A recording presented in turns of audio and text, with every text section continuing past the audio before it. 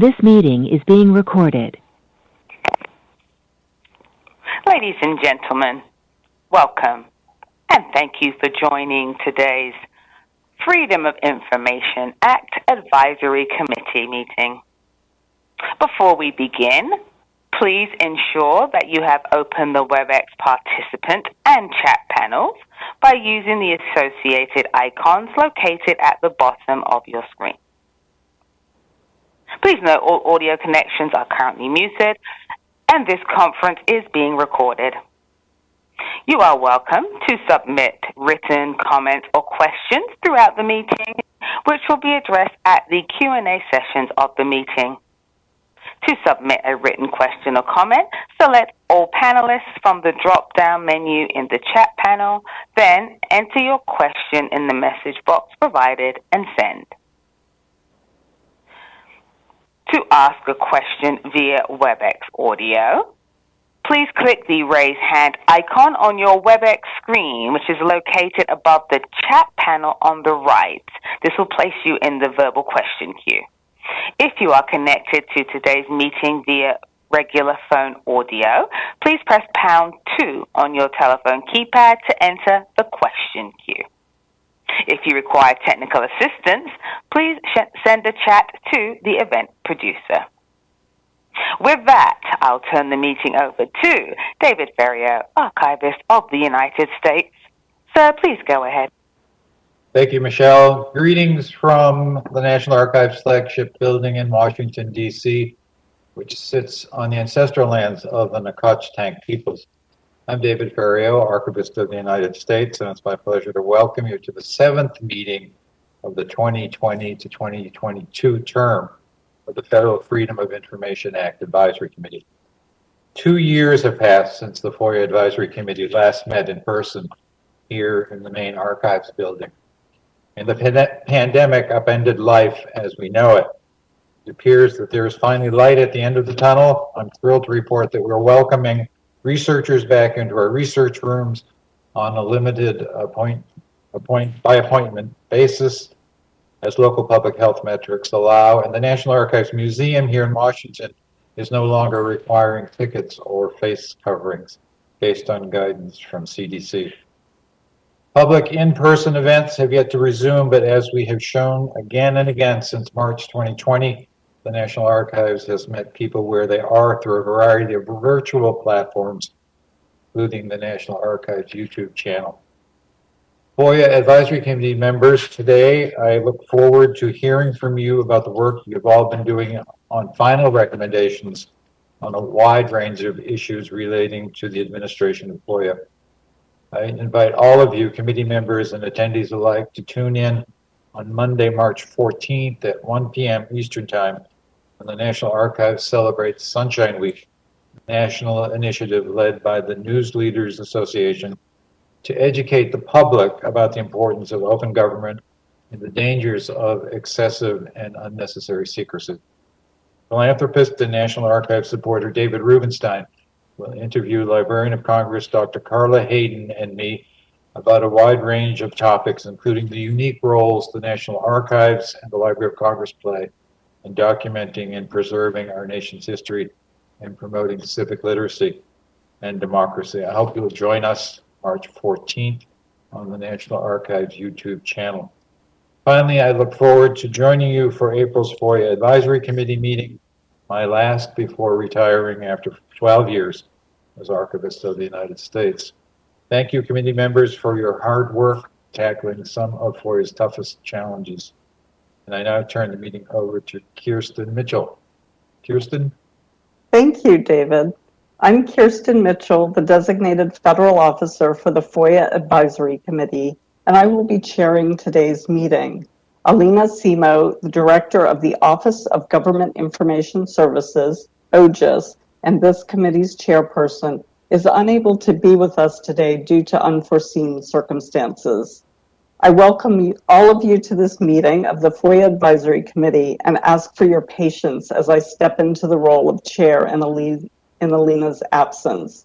We have a terrific group of subcommittee co-chairs who will help lead the way. Also helping today are my National Archives colleagues who are working behind the scenes to do everything from monitoring chat comments to streaming the meeting live on the National Archives YouTube channel. So whether you are joining us on WebEx or on the National Archives YouTube channel, welcome. I've taken a visual roll call and confirm we have a quorum.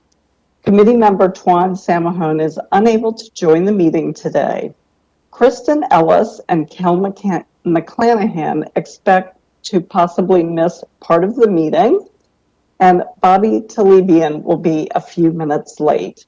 I believe we are also waiting for committee member Dion Stearns, but we do have a quorum. We have received written comments in advance of today's meeting, and they are being reviewed and evaluated prior to posting to ensure they satisfy our posting policy for public comments. If you have submitted public comments and you do not yet see them on the website, please be patient as we are running a bit behind. We will post public comments that meet our posting policy after remediating them to ensure that they are compliant with Section 508 of the Rehabilitation Act. I invite our committee members to review public comments we have received thus far if you have not already done so. Committee members, please let us know at any time if you have any questions or comments regarding the public comments. To those of you who are joining us today, I want to note that the chat functions in WebEx and on the National Archives YouTube channel are not the proper forums to submit extensive public comments. As a reminder, you may submit written public comments at any time by emailing FOIA-advisory-committee@nara.gov, and we will consider posting them on the FOIA Advisory Committee website in accordance with the posting policy. The chat function on both platforms should be used to ask clarifying questions or provide very brief comments or questions that we will consider reading aloud at the end of today's meeting. We will have a 15-minute public comment period at the end of the meeting specifically for feedback on the recommendations that are currently being considered. Meeting materials, including the agenda, draft recommendations, and information about the committee members are available on the committee's webpage. Click on the link for 2020 to 2022 FOIA Advisory Committee on the OGIS website at archives.gov/OGIS. We will upload a transcript and video of this meeting as soon as they become available. It's hard to believe that we've been meeting virtually for the past 24 months. It's not always easy in such a large group to see committee members raising their hands to ask a question or make a comment. I will do my very best to monitor committee members' hands being raised, but I encourage committee members to use the all panelists option from the drop-down menu in the chat function when you want to speak or ask a question. You can also chat me or Martha Murphy directly. Please keep any chats limited to housekeeping, procedural matters, and that sort of thing. No substantive communication should be made via chat, as those chats will not be recorded. Committee members, if you need to take a break, obviously you may do so, but do not disconnect from audio or video. Simply mute your microphone and turn off your camera, and send a quick chat to Martha and me to let us know if you'll be gone for more than a few minutes. A reminder to all committee members, please identify yourself by name each time you speak. I will endeavor to do the same. This will help us with both the transcript and the minutes. Speaking of minutes, I emailed committee members the minutes from the December 9th, 2021 meeting. Under the Federal Advisory Committee Act's 90-day deadline, Alina and I had to certify the minutes to be true and correct, which we did last week, and we posted the minutes earlier this week. If there's something we missed, please let us know and we can go back and correct it. I want to give a brief shout out to our current part-time detailee, Archivist Sean Heiliger from the National Archives at San Francisco, who has been helping us with committee matters and did a great job pulling together the December minutes. Thank you, Sean. Before we begin, a few quick notes about today's agenda. We will pick up where we left off in December with recommendations from the Classification Subcommittee regarding so-called Glomar responses, in which an agency neither confirms nor denies the existence of records. We will then move on to draft recommendations from the Technology Subcommittee, which are being formally presented to the full committee for the first time today.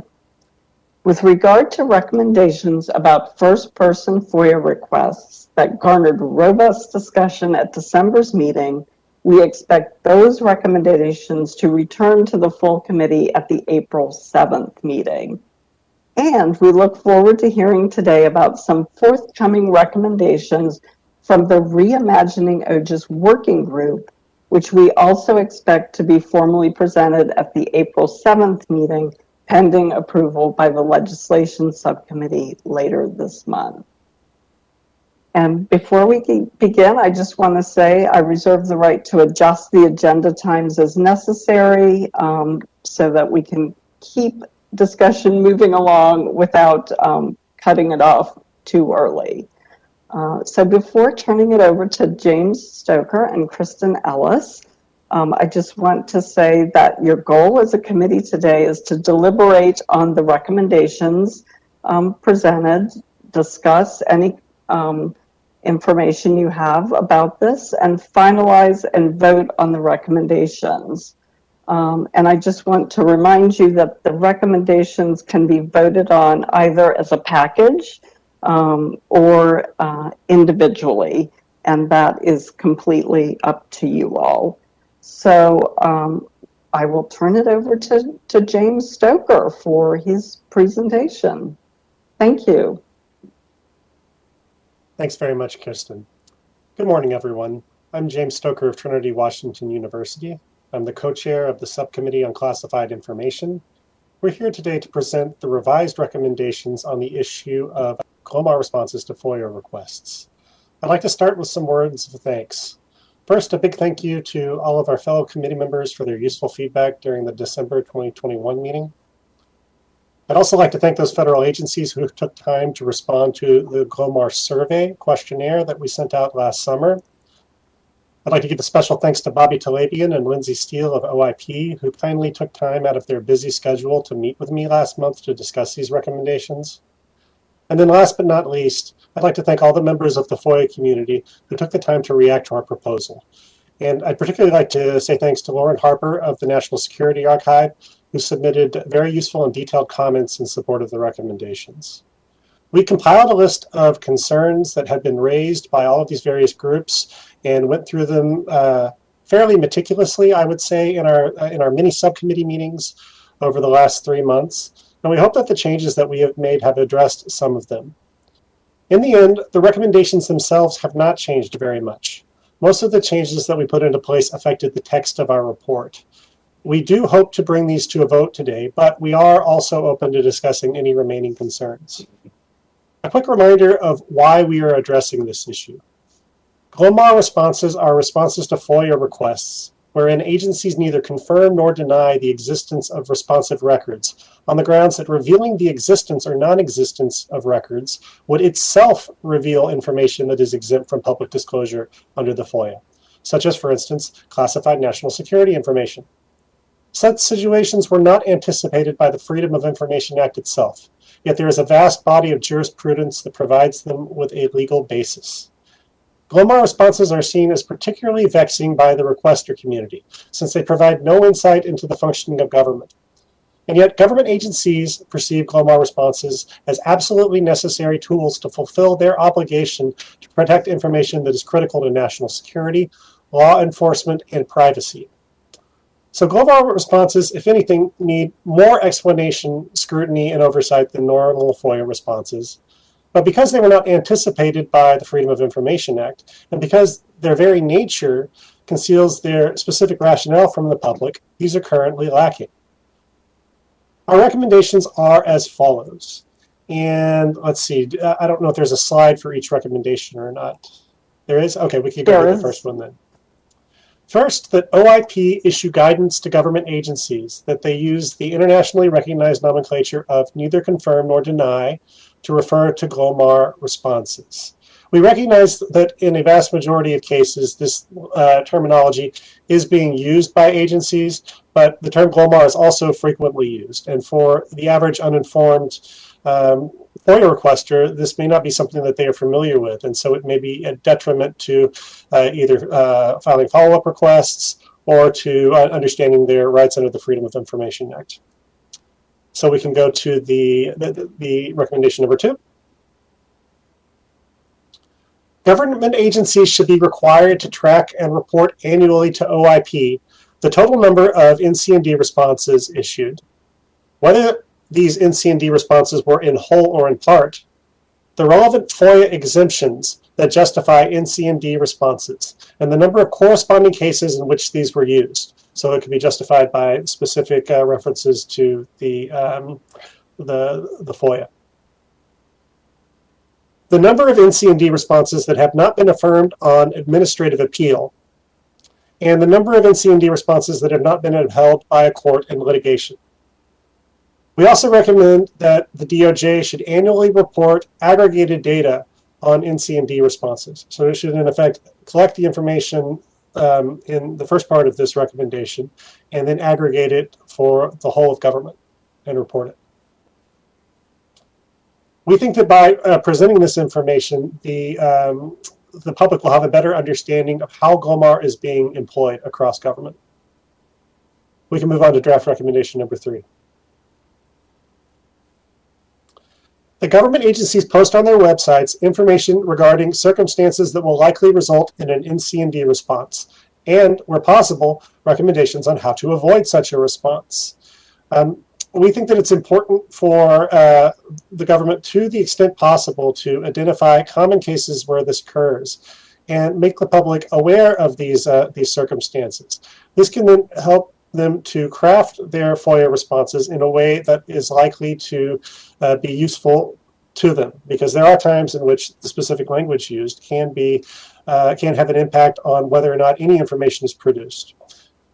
There was a concern in the last full committee meeting that this recommendation would somehow provide or urge agencies to provide a way to circumvent their obligations under the law, or to somehow cheat and get access to information that they shouldn't have access to.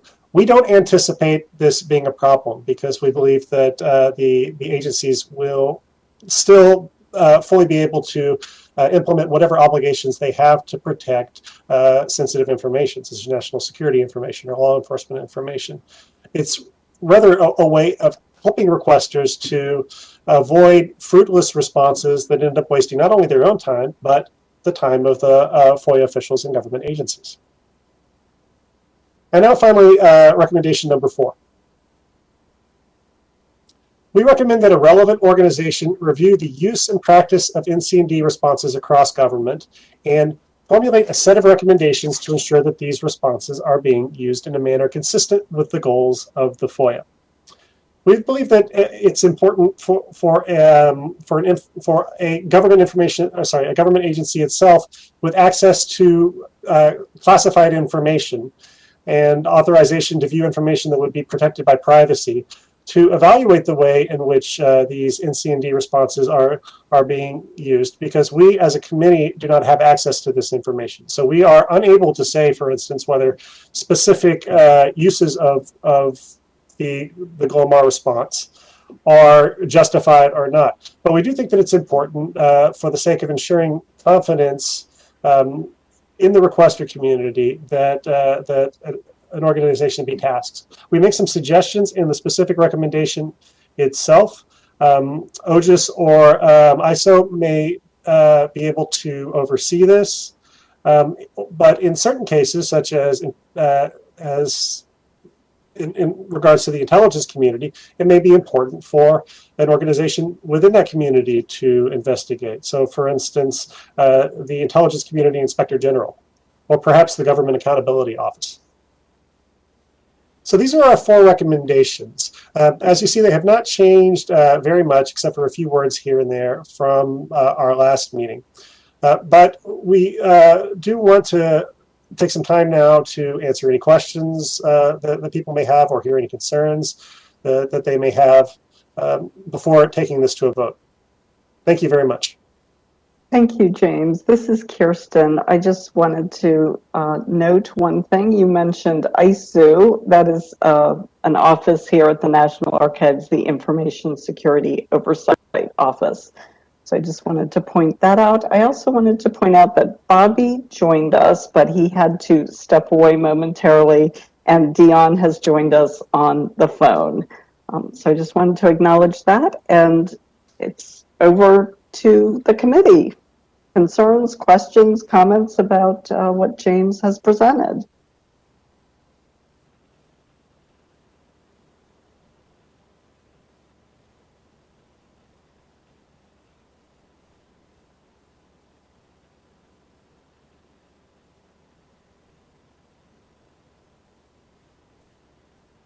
Okay, anyone?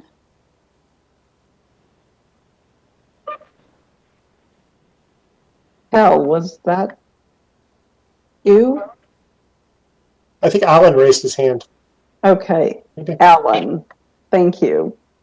Thank you. Yes, this is Alan Blutstein from America Rising Corporation.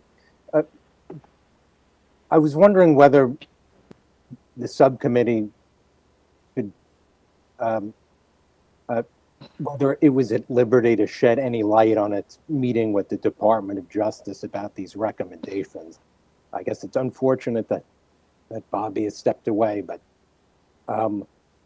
I don't know whether we should assume that DOJ has now endorsed these recommendations. So that's really my question. Well, this is James Stoker. But let me just say that we did have a meeting with OIP, with Bobby Talabian and Lindsay Steele, and we also we compiled a list of comments that they had on the report. They overwhelmingly concerned the description of the problem, I would say, rather than the specific recommendations. However, I don't want to speak for them, and if it might be a good idea to allow them to come back and tell us if they have any continuing concerns about this. I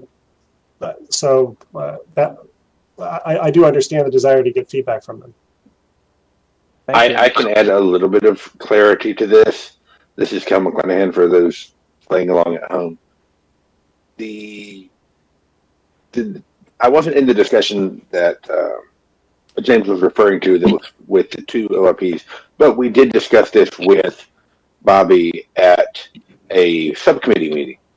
And while I would probably go out on a limb and say they're probably not in complete favor of all of this, very few of the points that Mr. Talabian was raising were, staunch opposition. I think it'd be fair to say they were more degrees of how to parse the language or how to address it or how to sort of clarify exactly what we're getting at, rather than, oh, this is completely unrealistic. There's no way that we can get behind this. But again, Bobby's not here. I don't want to speak too much for him, but I think that you will not hear much more opposition than you did at the last full committee meeting. When he voiced some opposition, he raised some questions, and I would just point out that even then, given the opportunity to oppose the previous draft, he didn't really say much about how awful an idea it was. Okay, and this is Kirsten. I just chatted Bobby to see if he was there, and unfortunately he is not, but Cal, I think your recollection of events is indeed correct. James, I don't know if you I mean, we can keep talking about this and hope that Bobby pops back on. We can, whatever you think is best here.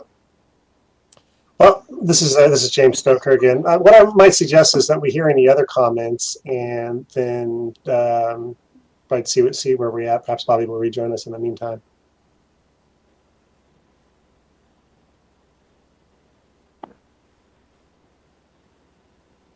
Hello, are you all there?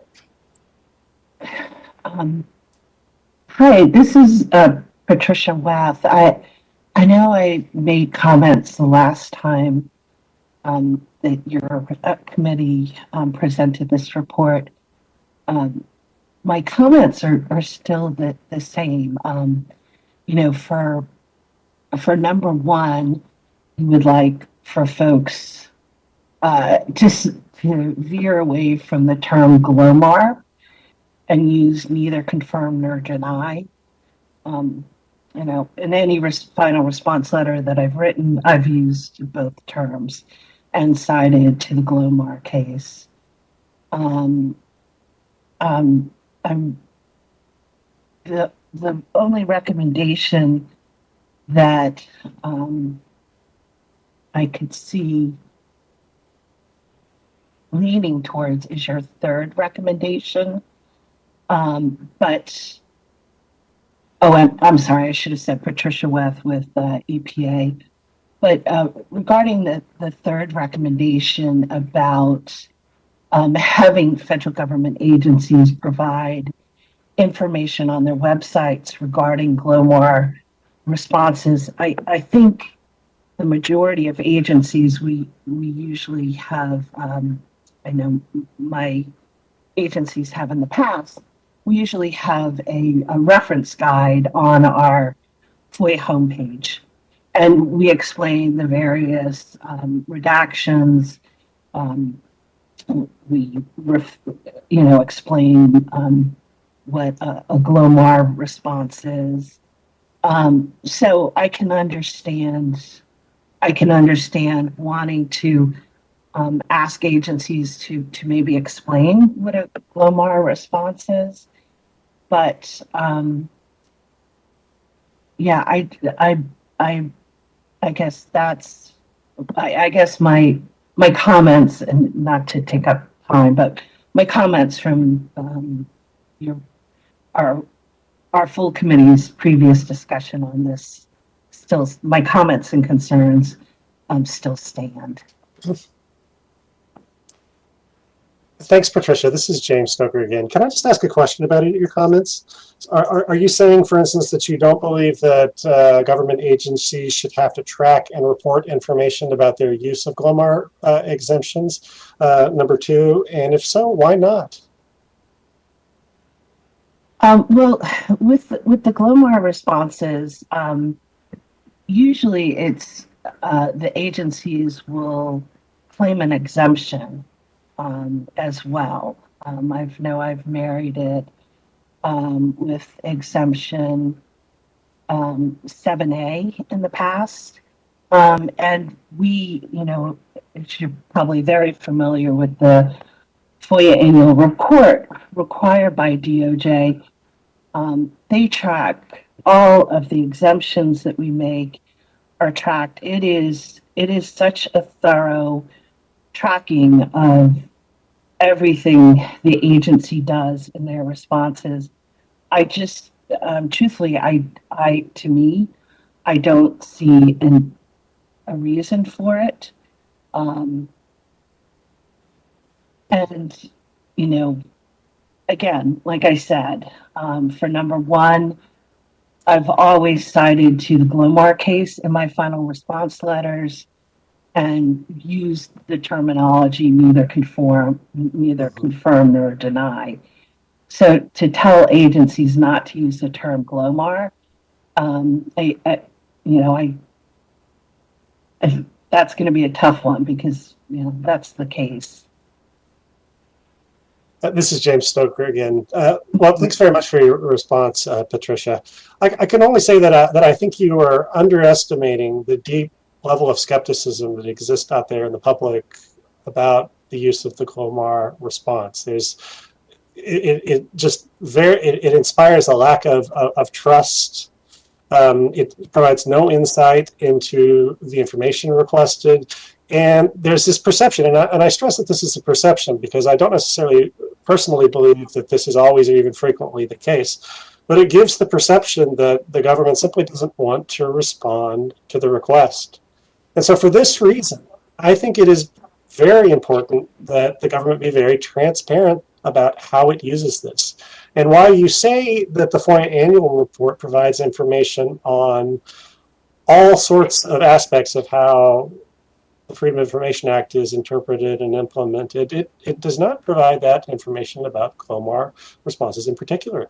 So all we are asking is that that information be reported. If not in the FOIA annual report, at least in some other reporting that's done. And ultimately, OIP will have a lot of influence over where that information is reported. But we just on the subcommittee, I think, very strongly felt that first, this information needs to be reported. Second, it's not too much of a burden, or at least shouldn't be too much of a burden to track this information and report it. And then in regards to the fourth recommendation, well, we just think it's important that an authority within the government with the power to investigate and to truly understand how this is being done conduct such an investigation. So it was well hoped that this would not be anything objectionable. We're not asking the government to stop doing Glomars. We are recognizing that they are necessary, probably in the overwhelming majority of circumstances in which they're used.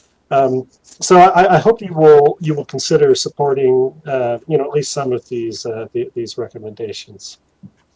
On the change of the terminology, I do want to address that a little bit because it is true that many government agencies use this term, neither confirm nor deny. And it's when they start using them that it becomes confusing. So that's why we're recommending that this term NC and D be used, because we think that ultimately it's clear. Now, it's possible this could be a best practice instead of a recommendation. If that would be more amenable, if there really is a lot of objection in the committee to this recommendation, it could be a best practice because it's something that we want agencies to do. But, the world's not going to stop turning if we don't make that particular recommendation. But I really do think that these others are important. So thanks very much. So James, this is Kirsten. Kristen would like to comment. And then I think I see Jason Gart raising his hand. So Kristen first. Thanks, Kirsten. Thanks, James. I just wanted to hop in on the data collection reporting piece. Speaking as somebody coming from the government side, we know obviously we more burden to do that. And so that's it. I did not start from a position of thinking that this was a great idea. But I do think that there isn't data to support the notion that Glomar is being overused, right? So I think in the requester community, there is a perception of overuse. I think on the government side, we don't perceive overuse. But there's no way to actually fill that gap to determine whether or not there is some sort of overuse, because there is simply no data on the use of Glomar out there. And I'm speaking from an agency that uses it on a very routine basis and uses it in relation to lots of different exemptions. I think that we cited Glomar using 5 or 6 exemptions in one case. So we use it, and we use it a lot. But there isn't really actually any data about how often it's used. And that data may not actually show anything, because the fact that an agency uses Glomar a lot doesn't mean that it's using it inappropriately. It might be appropriate in every single case that it's using it. But we just don't know right now. There isn't really any sunlight shed on how often Glomar is used, because the way that Glomar responses get reported in the annual report is not separate. So if you cite a Glomar, if you deny a request based on 7A, that's going to show up whether you cited 7A Glomar or whether you just did a categorical denial under 7A, the same thing with 6 and 7C. So it doesn't, attaching it to an exemption by itself doesn't actually give you a great data point. So I was convinced and came around to the notion that actually gathering some data is critical to answering the question that we started with when we started going down this path, which was, is there actually a problem or an overuse or something that needs to be addressed in relation to Glomar? Again, coming from the agency standpoint, I personally think the answer to that is no, but we don't have any data to back it up either way. So that's kind of where we came to and why we are making the recommendation, at least from my perspective as an agency representative. So thank you. This is Kirsten. I just want to point out that Kristen is from the FBI. Sorry. That was from the FBI. So Jason? Yeah, Jason Gart, History Associates Incorporated. I just want to, well, first of all, I think terrific job to both of you on drafting this recommendation. James, you mentioned perception, and I think you're absolutely right. Speaking for someone that is from the requester community, and in fact, I don't really like that term, requester community. I mean, I'm just a citizen using FOIA, right? And I think that anything we can do to increase transparency is important. And I think that perception is, there is a perception, and that perception does carry weight. And I think for those of us that are not within the government, number one, Glomar is just strange. What is this term Glomar? So why not just say what it really is? And number two, anything we can do to increase transparency, to push away or pull away the curtain, I think is useful. So I think none of these are earth-shattering, and I think these are all intended to improve the process. So thank you.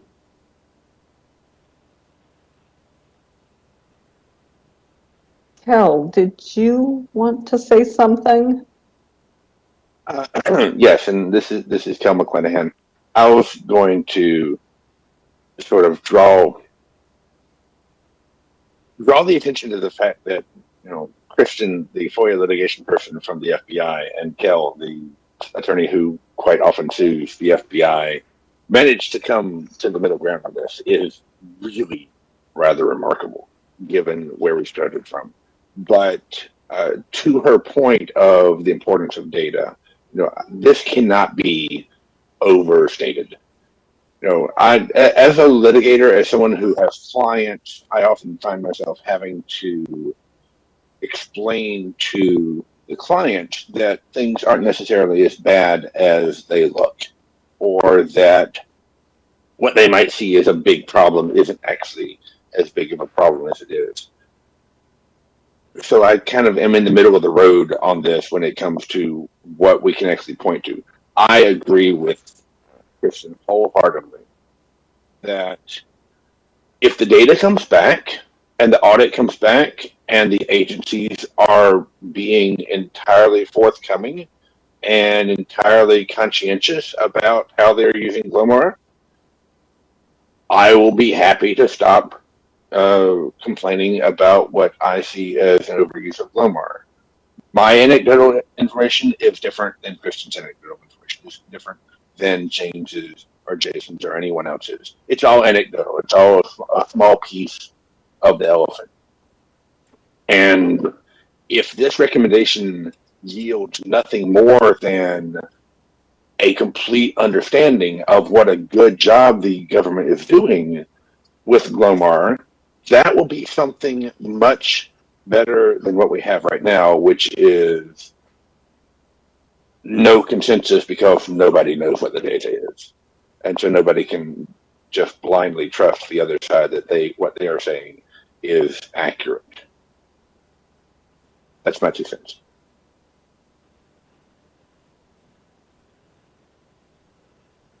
Okay, thank you, Kel. James? I'm not sure that Bobby is back, but he did chat to say in the event of a vote, if he were here, he would vote to abstain. So I just wanted to throw that out there. We don't have proxy voting or anything like that, but I wanted to let folks know that. This is James Stoker. I just want to ask Alan if he still has concerns. Having met with, I can't speak for Bobby, but having met with his team, I did not hear any major substantive concerns regarding the recommendations, and we also did not receive any follow-up feedback from him that would indicate that he had, or the OIP or DOJ had a major concern with any of these recommendations. Does that alleviate your concerns about this, Alan, is what I'd ask? Thank you for asking. Well, I should note that my concerns with recommendations 3 and 4, but with recommendation 1 and only a portion of recommendation 2, I simply have a preference not to ban the use of a word. No, that's been in circulation for 40 years, and so, and I'm not a big fan of acronyms. I think the DC Circuit discourages the use, and so that's sort of a personal preference. Again, the world will not, the FOIA world will not crumble if recommendation 1 passes. Just a personal preference. And with recommendation 2, it's only the final two bullet points. I'm somewhat skeptical about. Court decisions are publicly available, and DOJ summarizes them on its website, and so I don't know why agencies across the board need to track that data. And likewise with administrative appeals, that it seems awfully burdensome, and I'm not sure what insight would be gained if an agency reversed an initial Glomar response. It could be that circumstances changed, that perhaps the requester submitted proof of death or a consent form, or there's been a public acknowledgement that warrants reversal. So I'm not sure that that a reversal would mean that there's been abuse on the agency's part. So, but as a general matter, I agree more data is useful, and I think DOJ, OIP agreed with that. So those are my concerns. This is Kel. I'm going to weigh in briefly on that last point well, not the very last point about DOJ, but the point about the appeal data and the litigation data. The appeal data, I guess I have an issue with the idea of, because some cases might be legit, or some cases might be they submitted more information or something like that, that we shouldn't collect data on it, because by definition, if some of them are because of submission of new information or something, then some aren't. And we don't know whether it's going to be 90-10 or 10-90 or 50-50 on that until we get data. As for the litigation issue, this is something the agencies track anyway, for the most part, and DOJ definitely tracks it. I mean, by this argument, why is DOJ putting out a FOIA litigation summary when people can go and get the information from surfing Pacer for the 40, 50, 70 district courts across the country that have FOIA cases? This is something that there's publicly available, and then there's really publicly available. And the fact that you can find something by scouring all of the court sites instead of having an agency who knows it because they were in the case simply compiling it into a report doesn't seem like a terribly good reason to object to a reporting requirement. But that's my thought on that. Yeah, Kellen, I'll follow up with that as well. First of all, this is AJ Wagner, and I think this is a really good recommendation. I think it can't be understated how dispiriting Glomar responses are for a requester. It definitely chills the requesting process.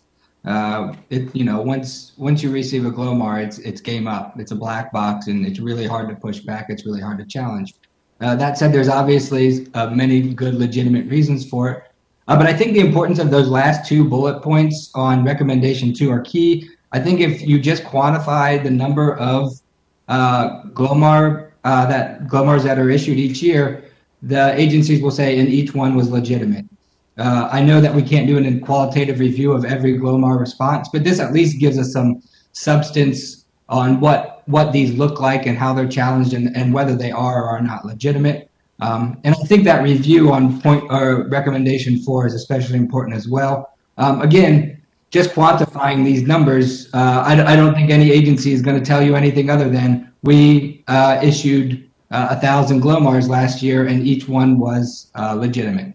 So there needs to be a qualitative element to this, and I think you've done a very good job of finding an element or an effort to do that and go a little bit more in depth without being too invasive.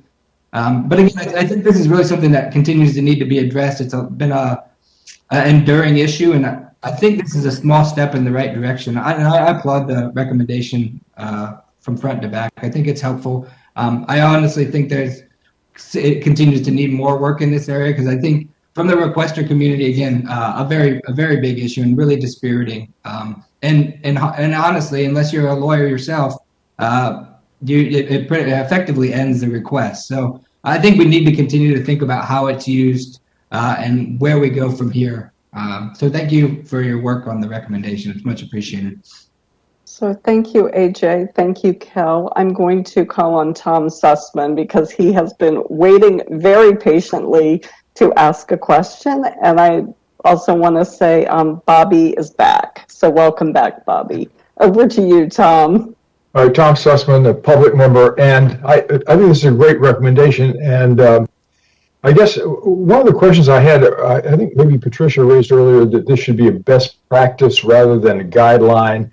And I was wondering what the difference is. And guidelines aren't mandatory. And is there a hierarchy where guideline is stronger than best practice? Because if best practice would do the job and the agencies would feel more comfortable, that would be okay with me. My bottom line is that when the FBI representative says that she thinks that this is a good idea, having the FBI in years gone by, time and again, I'm all for it too. So thank you, Tom. I think I can answer that question. Best practices are just what they say. No requirement that they be done. I think a recommendation that OIP issue guidance certainly carries more effect than, hey, this is just a good idea from the advisory committee. So really, it's up to you all what you all decide you'd like to do.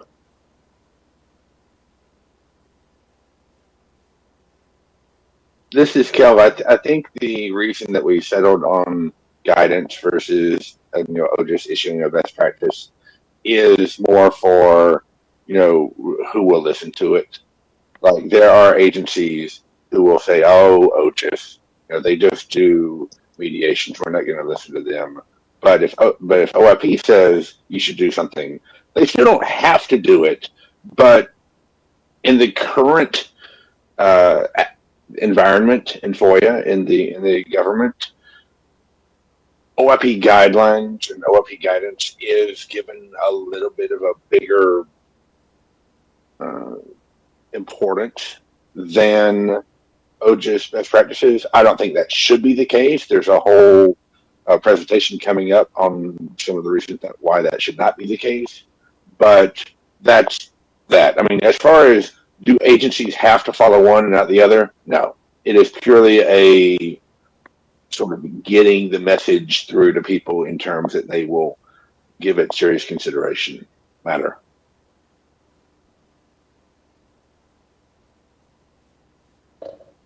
Hi, this is Bobby from OIP DOJ. First, I want to apologize for jumping in late. I had to be pulled away, but and so I apologize if I can you hear me?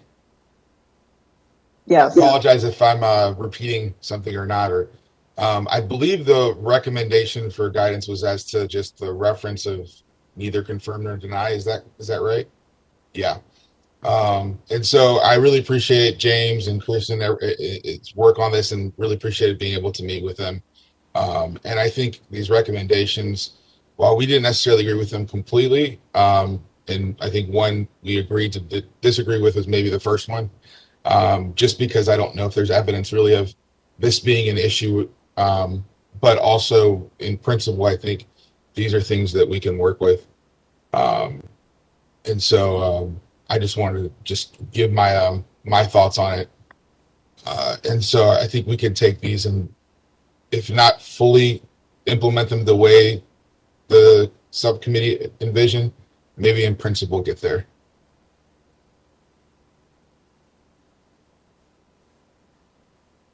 This is James. Thanks very much for that, Bobby. You may not realize it, but you have been the subject of considerable conversation over the past few minutes.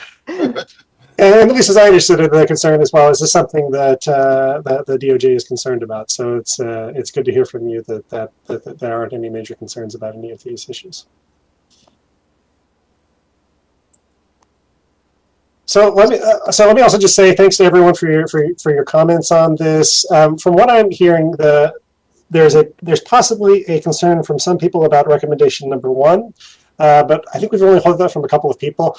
I wonder if we're not ready to vote on these right now, and then perhaps if number 1 does not pass for some reason, if there's more hidden opposition that we're not hearing, we can consider it as a best practice. Would that plan work for everyone? I second. This is Kristen. I'm fine with that. Okay, great. Okay, so this is Kirsten. I don't believe we need a vote on whether we're going to vote, but we would need a motion. And I think what I hear you all saying is that you'd like to divvy these up and consider them individually. So we would need a motion on that. This is James Stoker. A motion to consider these recommendations individually. Seconded, Jason Gard. Okay, great. All those in favor say aye. Aye. Aye. Aye. Okay, and any opposed? Okay, Dave, was that a hand up to speak? No, to say A. Yes, okay. Thank you. So I'll need a motion on each one of the recommendations, and then we'll have a vote on each one of them. So if we could go back to slide 1, or the draft recommendation 1, please, Michelle. Okay, so if someone wishes to make a motion. This is Kristen. I move to vote on recommendation number 1.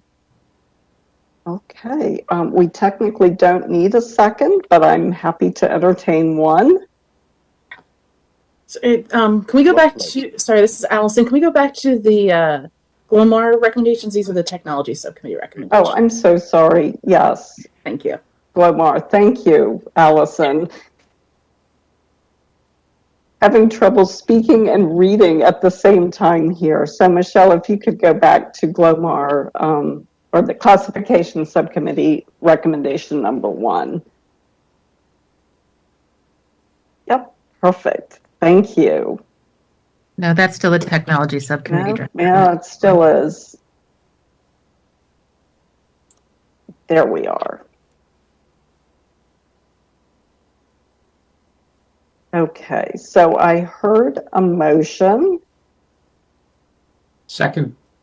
and I hear a second. Okay, so this is Classification Subcommittee Draft Recommendation 1 that OIP issue guidance to government agencies that they use the internationally recognized nomenclature of neither confirm nor deny to refer to Glomar responses.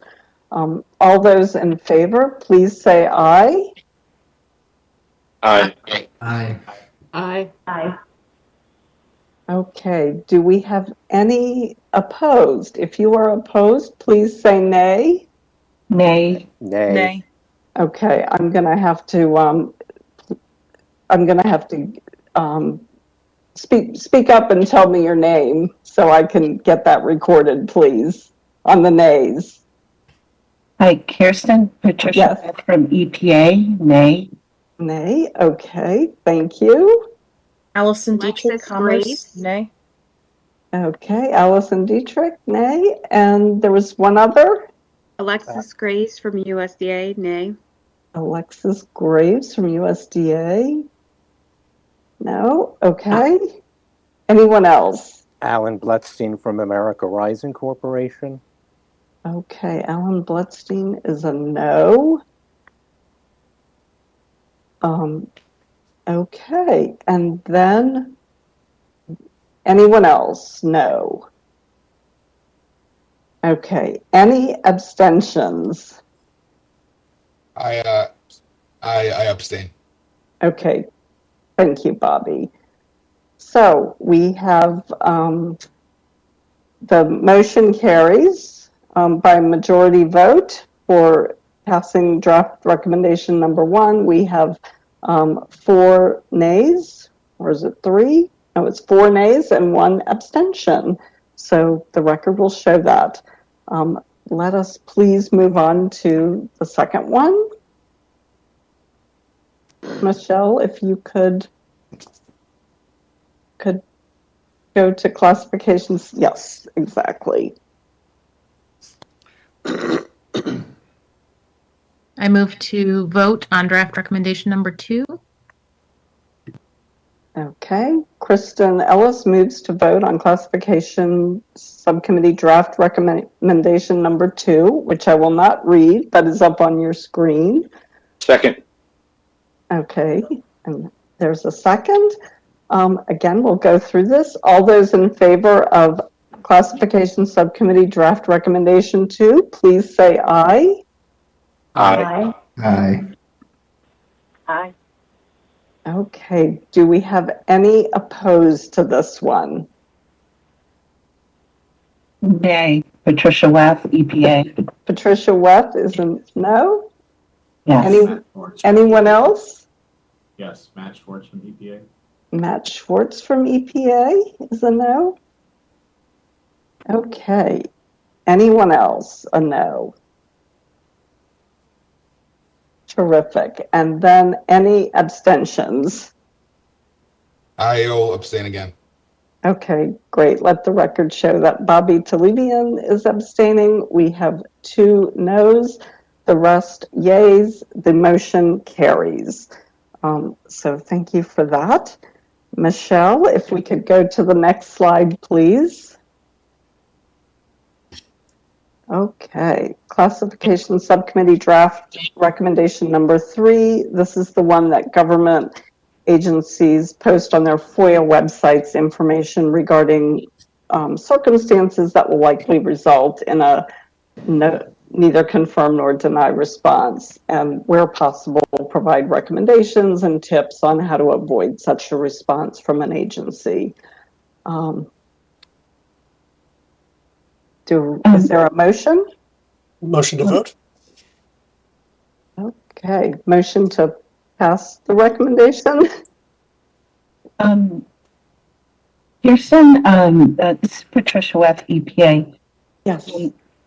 May I suggest just a slight word change on this one? I'm wondering if it would be possible to just put a period at the end of neither conform nor deny response, and if the subcommittee would agree to removing and where possible recommendations on how to avoid such a response. I don't know if the subcommittee would agree to that, but that would be one suggestion I have. Okay, are you making a motion then to pass this recommendation with that edit? I would, yes. Okay, great. Well, I will, then that motion is on the table for discussion. So, and just to be clear, the motion is that the committee pass this particular recommendation ending with neither confirm nor deny response, period, and then strike where possible recommendations on how to avoid such a response. This is Bobby from DOJ. I'm obviously going to continue to abstain given our role, but I strongly agree with Patricia. Agencies really aren't in a position to advise how to avoid such a response, but we can give as much education about Glomar responses in our records as possible to educate the requester, but we can't advise requesters.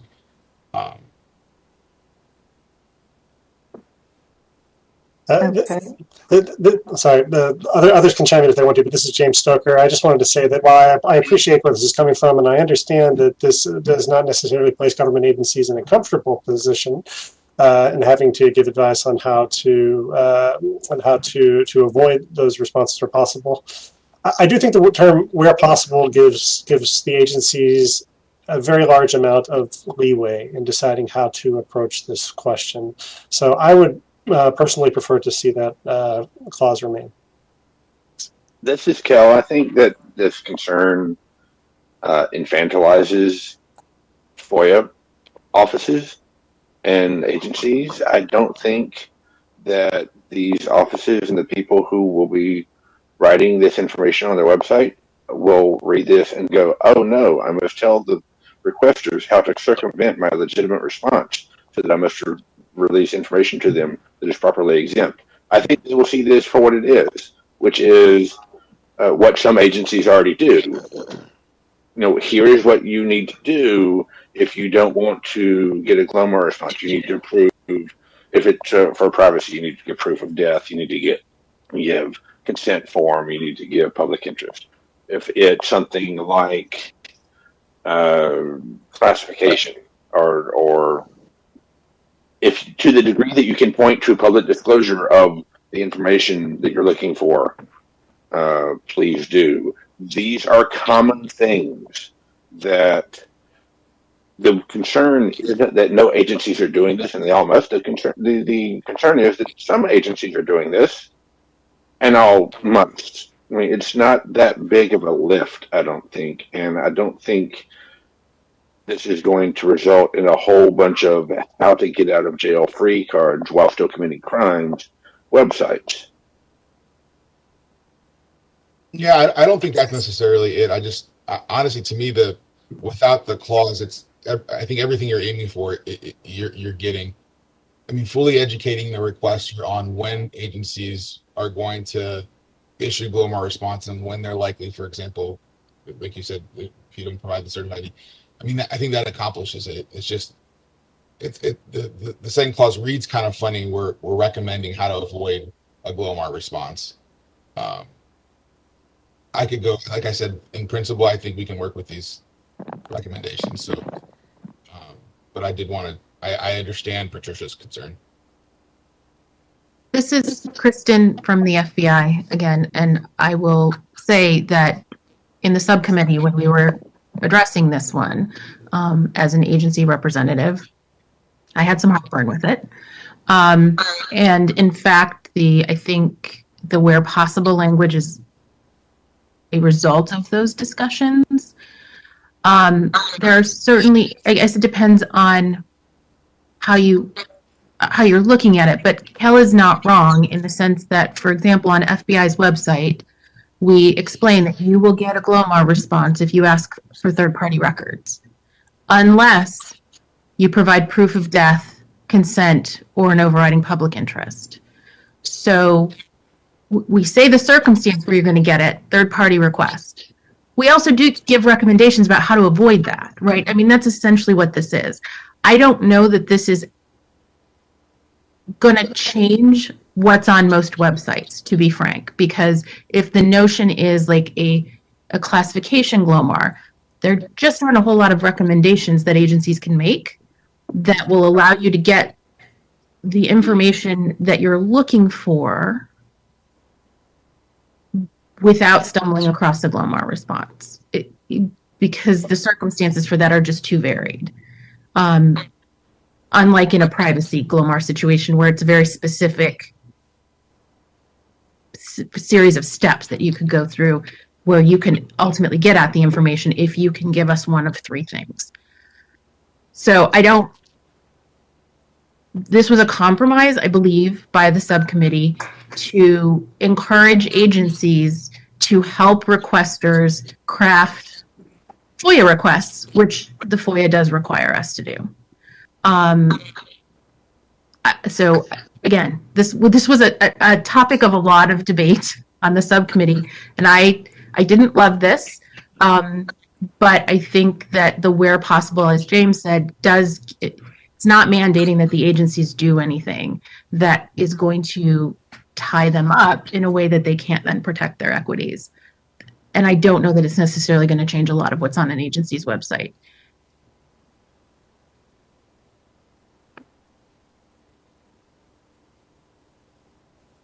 Okay. That's fair enough, and I appreciate you giving us insight into the discussions that went into this. So we have a motion on the table from Patricia regarding striking the and where possible recommendations on how to avoid such a response. The original motion was that the recommendation pass without that being struck.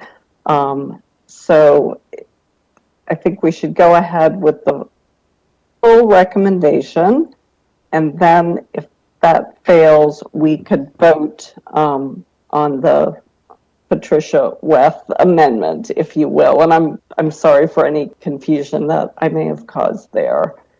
Does anyone else have anything else to add? This is James. I just want to say that course of action sounds good to me. Okay, great. So I believe there is a motion on the table for the recommendation as is written and shown on the screen. Are we ready? Are you all ready to vote on this? Sorry, I'm trying to catch a glance of everyone to see if anyone has anything more they'd like to add. I'd like to keep things moving along, but I don't want to cut off debate. So does this sound like a good course, James? Okay, I see a nod. Okay, so Classification Subcommittee Draft Recommendation number 3, that government agencies post on their websites information regarding the circumstances that will likely result in an neither confirm nor deny response, and where possible, recommendations on how to avoid such a response. So again, I'm going to ask all those in favor, please say aye. Aye. Aye. Aye. Aye. Aye. Okay, and then any opposed? Nay. Nay. Okay, I think I heard Patricia. Nay. Yes. Alexis Graves, USDA. And Alexis Graves, USDA. Thank you for that. And I'm sorry, was there one more nay? Yeah, Matt Schwartz, EPA. Matt Schwartz, EPA. Super. Okay, any other nays on this vote? I've got Alexis, Matt, and Patricia. Okay, great. And then any abstentions? I abstain. Okay, let the record show that Bobby Talibian abstains. So this motion carries by majority vote on Glomar Recommendation number 3. So if we can move on to number 4. Next slide, please, Michelle. That would be great. Okay, and this draft recommendation that a relevant organization review the use and practice of these responses and come up with a set of recommendations to ensure that they are being used in a manner consistent with the goals of FOIA. So this is the one about gathering more information. Do I have a motion? I move to vote on draft recommendation 4. This is Kristen. Kristen, okay. And is there a second? Second, Jason Gart. Jason Gart. Okay. Any more discussion about this one? Okay. Hearing none. All those in favor of classification subcommittee draft recommendation number 4, please say A. Hey. Aye. Aye. Aye. Okay, great. And any opposed? Okay, I don't hear any opposition. Any abstentions? This is Bobby. I abstain. Okay, great. So this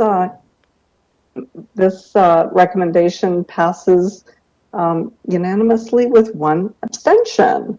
So thank you for that. And thank you, James, and Kristen, for your work shepherding these. Greatly appreciated. So we are now at the 11:15 mark. And next up is the Technology Subcommittee. We're slated for a break at 11:30-ish. So I'm going to throw it out there for what the Technology Subcommittee would like to do here. Do you want to get started? Do you want to take a break now and then pick up at 11:30? What is your pleasure here?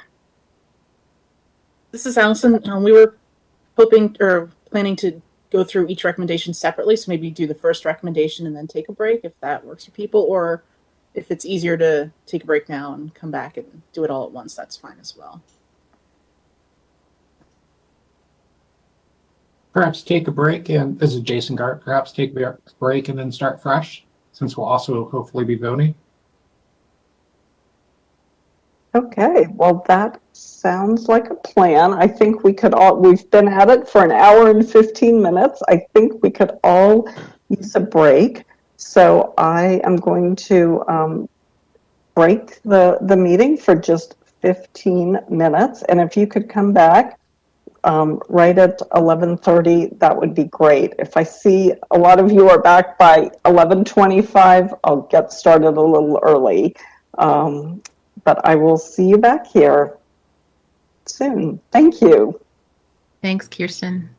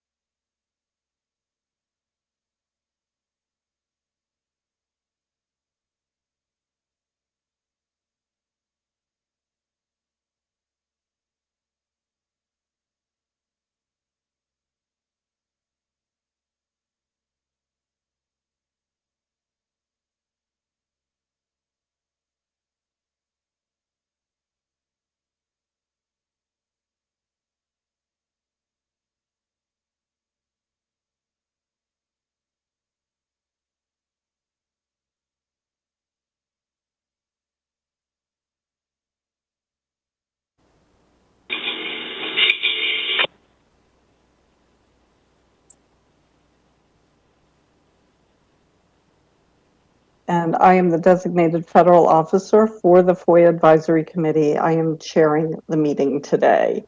So before we return to committee business, I understand that there are some folks who have questions about public comments. As I mentioned early in today's meeting, we've received some written comments.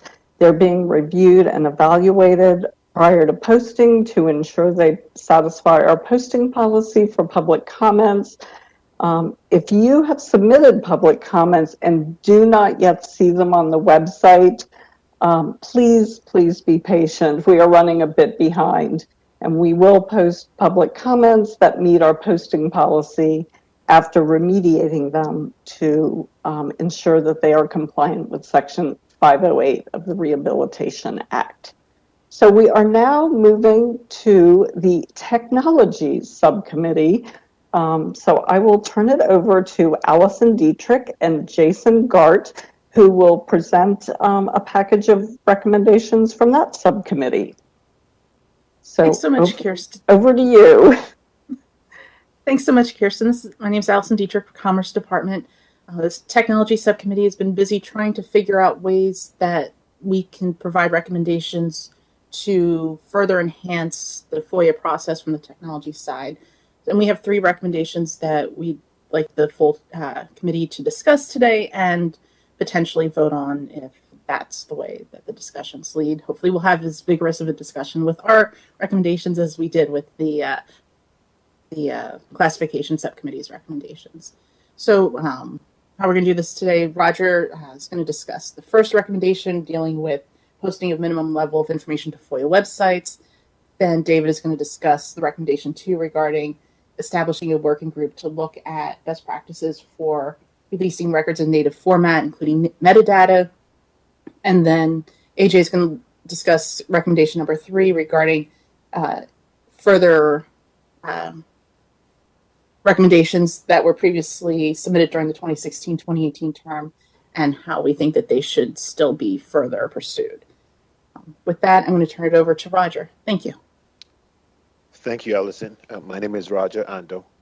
Last name is spelled A-N-D-O-H. So our first recommendation is that we recommend that the archivist work with the Department of Justice Office of Information Policy to encourage agencies to post a minimum level of information to their websites beyond that what's required by the FOIA statute.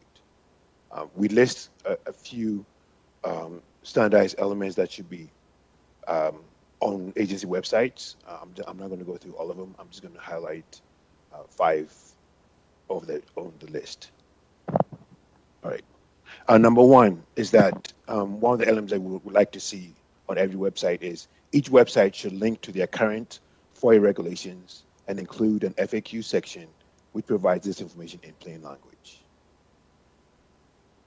Another element that we'd like to see on websites would be best practices for writing your FOIA request with examples on how to write a FOIA request.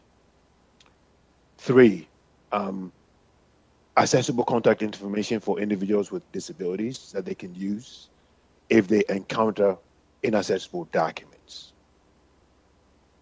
A 4th element would be the description of the types of records requests that we considered overly burdensome or not sufficiently specific. And the final one I'm going to touch on will be the average processing time for a request. The intent of this recommendation is to make agencies' websites more user-friendly and reduce the necessity for FOIA requests for records that have already been released. It's also intended to improve efficiency by allowing for FOIA officers to focus their limited resources on records that have not already been made available to the public. The idea is not to have every FOIA website to look the same, because we know that every agency has the look and feel of websites has to be in conformity with the agency's own standards. But the idea is that each FOIA website for every agency should have setting basic standardized information that should always be on every website, regardless of what agency you're looking at. That concludes my brief summary of recommendation number 1.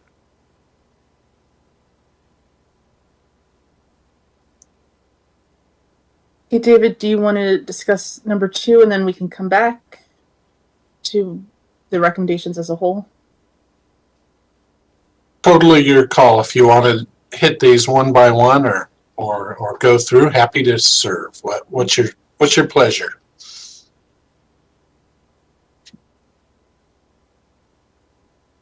Yes, this is Jason Gart, History Associates. Anybody have questions about Roger's, the outline Roger provided in number 1?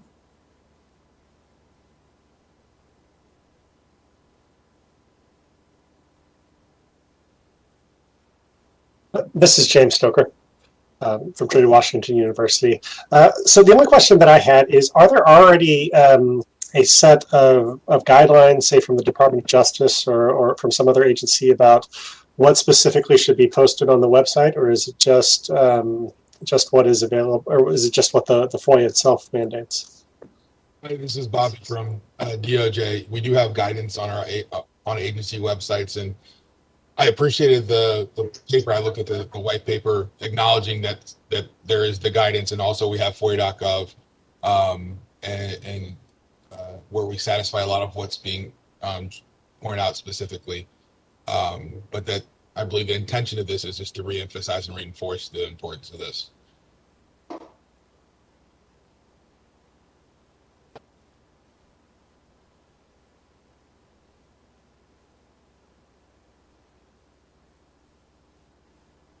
Hi, this is Alexandra Perloff-Giles, the media representative. I'm curious what is meant by contact information and if there was thought given to elaborating on including both phone and email address information, because that strikes me as one of the most important features of this recommendation. This is Roger from Roger Anders from CDC. Yeah, so when we refer to contact information, we certainly mean phone and your email address. In fact, most agencies already do so, provide. And I think on the OIP FOIA.gov, you have the FOIA liaison contact information listed.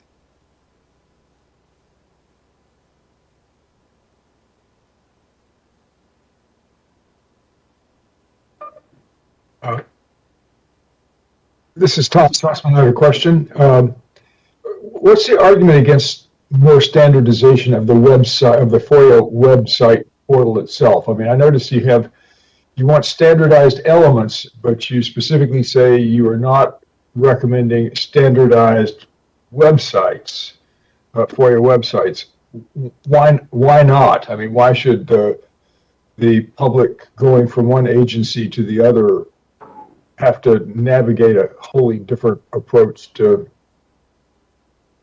making FOIA requests and finding FOIA information? Tom, this is Allison. We've discussed that too, because at first that was our thought, was that we should lean towards standardization across agencies, but with each agency having different topics that they cover and different needs and information that they want to convey to the requester community, we didn't want information that an agency thinks is important for a requester to have to not be there because it doesn't fit in with the way the standardization is. Recommendation would occur. So that's why we were looking more towards elements that should be included as compared to making everything look exactly alike.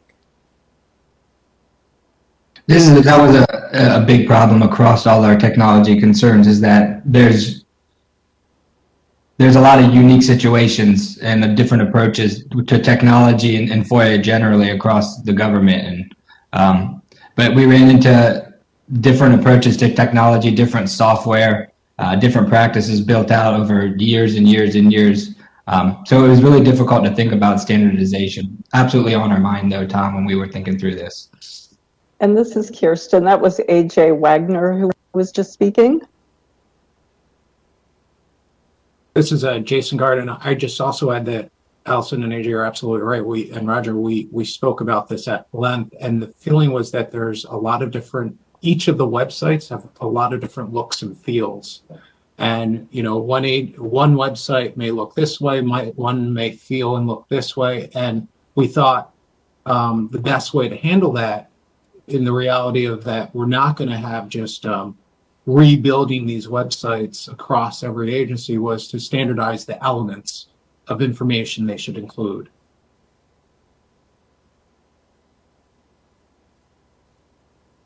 Alan, did I see your hand up? Yes, thank you.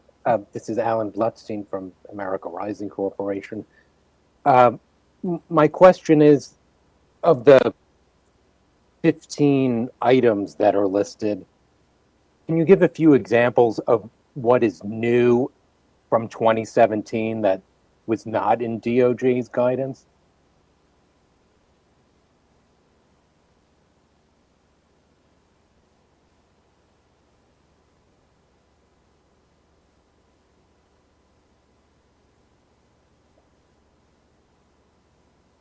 That's a good question. I would say one thing that, and I'd have to go back and check, but I think the average processing times and also the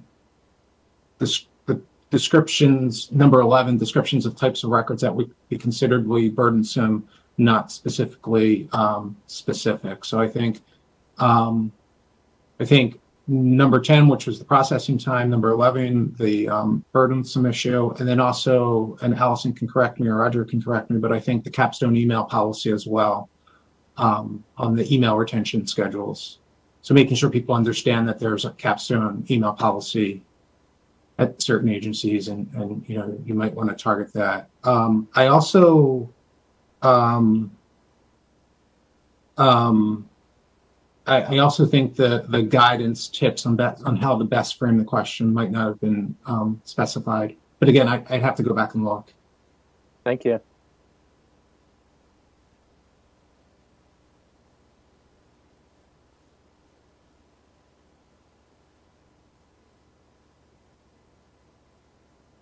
Okay, anyone else have any comments, questions?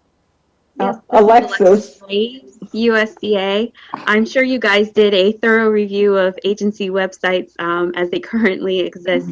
Could you talk a little bit about the findings, you know, maybe generally, were there, you know, what you would call gold star agencies that kind of do all of this information? Any insight into that process would be helpful. So this is Kirsten. I'm going to jump in here for a minute and sort of take off the hat that I'm wearing now and put on my hat as OGIS compliance team lead. We conducted an assessment of agency websites, a pretty thorough one last year, and we gathered all the information, but we have yet to analyze it. But we're planning to do that very soon, I hope, and we are planning to share it with OIP. So hopefully that will help them do whatever work OIP needs to do on this. So sorry if I interrupted anyone. I just wanted to put that out there. And then Allison and Jason, you can speak to any specific sites.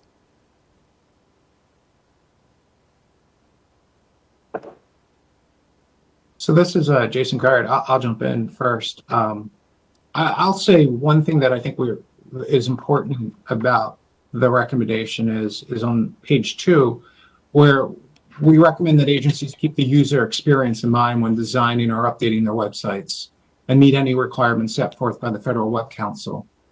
I would say that if you look at websites, agency websites, and then look at commercial websites, you know, just name a website of a commercial institution or a business or entity. I think there's a lot of areas that, a lot of ways that we can improve websites so that they really have the customer experience in mind. And I know that's skirting your question a bit, but I would say that there's a lot of, there's a lot of websites out there that are non-government that actually really focus on the customer and ease of use, and understand that there's a user experience. I don't think there's a lot of agency websites, and I could be wrong, but I think that they're not really, too much focused on the user experience. So again, that's just my comment.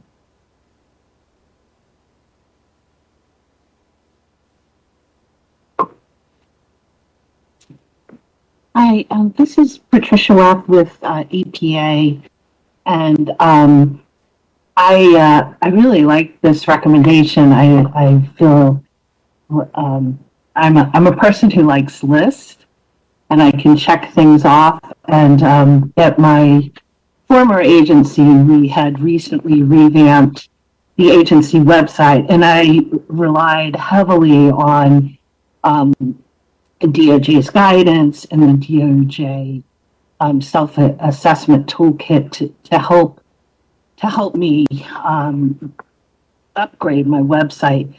But I'm looking over this list, and there were things that I didn't put, such as number 4, giving a description about the capstone email policy. I think that would be really helpful. And also, I tried to give guidance how to draft a good FOIA request, but it didn't actually give a hard example. And I think that's helpful, as well as another item I think you've had in here, how to fill out the FOIA request form. I think that would be helpful too. So there's some additional really helpful tips in here that next go around I will be implementing. So thank you for this. Thank you, Patricia. I see that Michael Morrissey's hand is up, and so is Kel McClanahan. So over to you, Michael, and then to Kel. Yeah, I just wanted to say I really appreciate this recommendation and the posting of stuff, and also how it's structured in terms of a sort of best practice recommendation, but also is very specific in terms of that recommendation. I think one thing, earlier it was asked sort of what's the difference between this and some of the prior recommendations about how websites should include more information. And I think there is a lot of overlap, but I think so much of this is really practical material that's accessible to the requester community versus, I think agencies have done a tremendous job, I think, in improving what they're putting on their websites, but a lot of it is very in the weeds or tough to kind of parse for sort of first-time requesters, and things like examples of requests, what will and will not likely be a burdensome request, and strategies for that. I think agencies a lot of times feel hamstrung in terms of, as we talked about earlier, the advice they can give requesters. And so providing this structure, and then hopefully revisiting this in a couple of years and figuring out what pieces of this are challenging, I think will be really, really fruitful. So thank you to the technology subcommittee for kind of coming up with these basic, really accessible strategies that I think will make better requests going to agencies and requesters feel more confident in the process. So thank you, Michael. Kel? Hi, this is Kel McClanahan. I very much am in favor of this recommendation. I'm always a big believer in the more information that helps requesters, do get across what they are actually trying to get, and sort of how to get them is a good thing. Not only because it helps the FOIA officers understand exactly what it is they're looking for, and so it's written in FOIA officer language, but also so that if a fight does come up, say either on appeal or in litigation, you're not arguing about, technicalities or something. You're actually arguing about something substantive, like is this information exempt? Was the best search conducted, etc.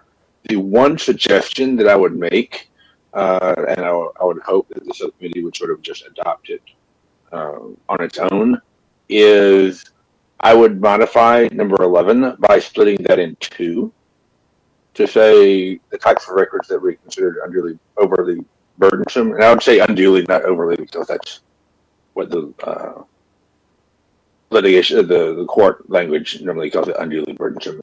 And then a description of the types of records that would be considered not sufficiently specific or unreasonably described, because those are two completely different things, and they are conflated all the time to the detriment of everybody involved in the argument.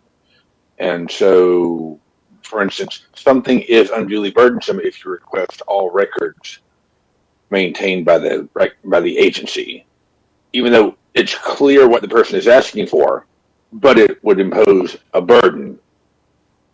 Whereas something could be very specific and not reasonably described because by virtue of the way it's phrased. And so I think that due to that distinction and due to the fact that a lot of FOIA officers don't understand this, most requesters don't understand this distinction. And if you are going to be running into a case where you might be rejecting something for one or the other, if you're trying to help the requesters and the FOIA officers have a meeting of the minds, it makes sense to spell out which is which in the website so that you don't have any talking past each other because you're using different definitions. But without I think that we should approve this as written. I think that we really should approve it with my suggested amendment, but either way, I think it's definitely an excellent recommendation.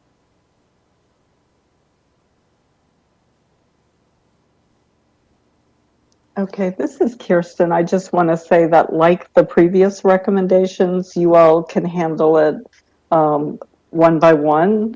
So sort of vote on recommendation 1, 2, and 3, or as a package. So I'm going to leave that up to you all, Allison and Jason. And I recognize we haven't yet heard about recommendation number 2 and number 3. I think it makes sense to vote on each recommendation separately. I agree.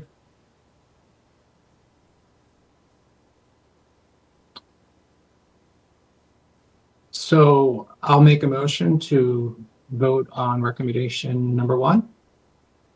Second the motion. Okay, so we have a motion that the committee approve technology subcommittee draft recommendation number 1, that OIP encourage agencies to post on their FOIA websites certain information beyond what is required by law. I heard a second. So I'm going to call for a vote unless there is more discussion. Well, just to clarify, is this with or without splitting 11 into 2 parts? We didn't hear from Jason or Allison about my proposal. So, Kel, just to make sure, so I have your proposal would be to split up 11 and 12. So 11 would read description of the types of records that would be considered unduly burdensome by the agency, and then the new 12 would be description of the types of requests that are not reasonably described, and then the rest of the sub-recommendations be renumbered. Is that correct? Oh, sorry, I was muted. Yes, and then 12 would become 13. Basically, would stick in an 11.5 to split 11 into 2 parts. So we would, in the final recommendation, we would move everything down a number after 11. I just also want to make sure that I had your language correct. Okay. I would change the second line that you said to match the first one to say would be considered not reasonably described by the agency, as opposed to which are not reasonably described, just to have parallel structure between the two. But yeah, that's it. Okay, we do have a motion on the table, but I'm going to toss it back to Jason to respond to that. But I see, before I do that, I see that Alan has his hand up, I believe. Yes, thank you. As long as we're finagling with item 11, I wonder if the committee would also consider changing the word would to something else that would not bind the agency to necessarily rejecting a particular worded request. May Or would likely or something like that. Or traditionally, something like that. I like would likely. Would likely. That. Yeah, that would work. Thank you. Okay, Jason, you have several ideas out there. do you want to amend? I'll make the Jason Gart. I'll make a motion to vote on recommendation number 2 with the Number 1. Excuse me. Motion to vote on recommendation number 1 with the textual edits suggested by both Cal and Alan. I second the motion. Hi, this is Patricia Watt from EPA. I heard the last recommendation, the change, but I wasn't sure of the first change. Could I hear what the first change again was for item 11? Okay, so Patricia, I can cover that. So Sure. Kel's original requests were to split up what we had proposed as sub-bullet 11, description of the type of records that would be considered overly burdensome to the agency or not sufficiently specific, to break that into 2 separate items. One related to the burden, and the second one due to specificity. So combining both Kel and Alan's edits, we have just the new number, or the current 11 reads description of the types of requests that would likely be considered unduly burdensome to the agency. New number 12, description of the type of request that would likely be considered not reasonably described. And then the rest of the numbered sub-recommendations would be moved by the agency. Sorry, can you repeat that? Thank you so much. You stick by the agency at the end of the new 12. Thank you. I will fix that.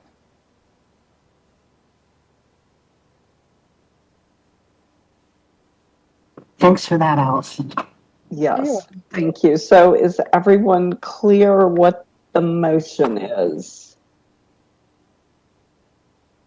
I see a few head nods there. Okay. So I think we're ready for a vote to pass draft recommendation number 1 from the Technology Subcommittee to reflect the changes that Allison just went over. All those in favor, please say aye. Aye. Aye. Aye. Okay. Is anyone opposed? Please say no.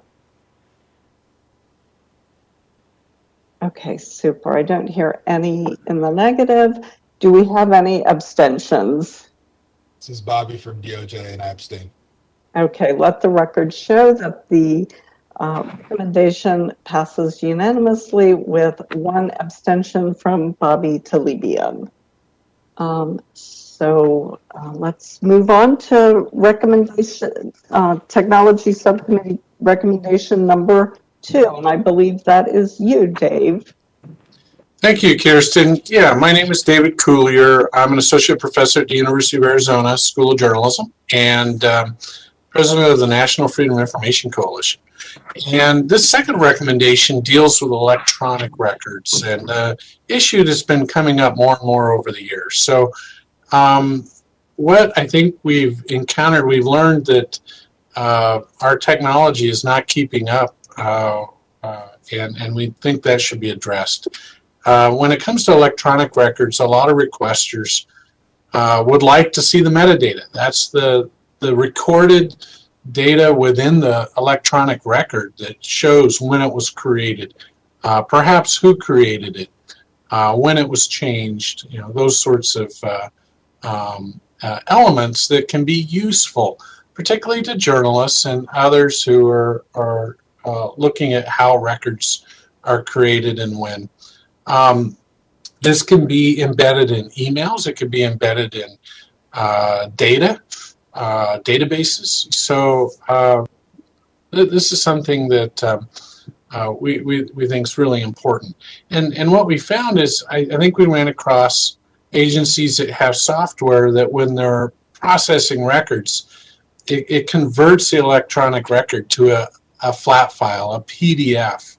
It takes out, it removes automatically that recorded information. It essentially deletes recorded information from the record automatically, without any exemptions being applied.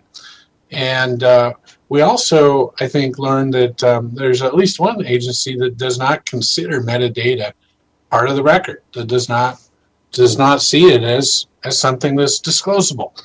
So we recommend, this is our recommendation, that the archivist establish an executive branch working group, and within the next 2 years, try to determine how to deal with this metadata, best practices. We believe exemptions, of course, such as the file name, the unique identifier assigned to the in the metadata. We understand there are some concerns in some agencies. Of course, there is information that may be exempt under the law, particularly national security metadata. You wouldn't want necessarily the author of emails that are sensitive, perhaps divulged, but those are the issues we think that should be tackled. This has been tackled at the state level for more than a decade. There are lots of states that have already determined this to be part of the record and disclosable under the exemptions. So that's our recommendation. While not the most pressing problem in the public records world, according to our survey data, delays, fees, other things pop up on the top of the list. It is a huge issue, particularly with certain requesters who really need this information to make sense of what the government's up to. So that's the recommendation.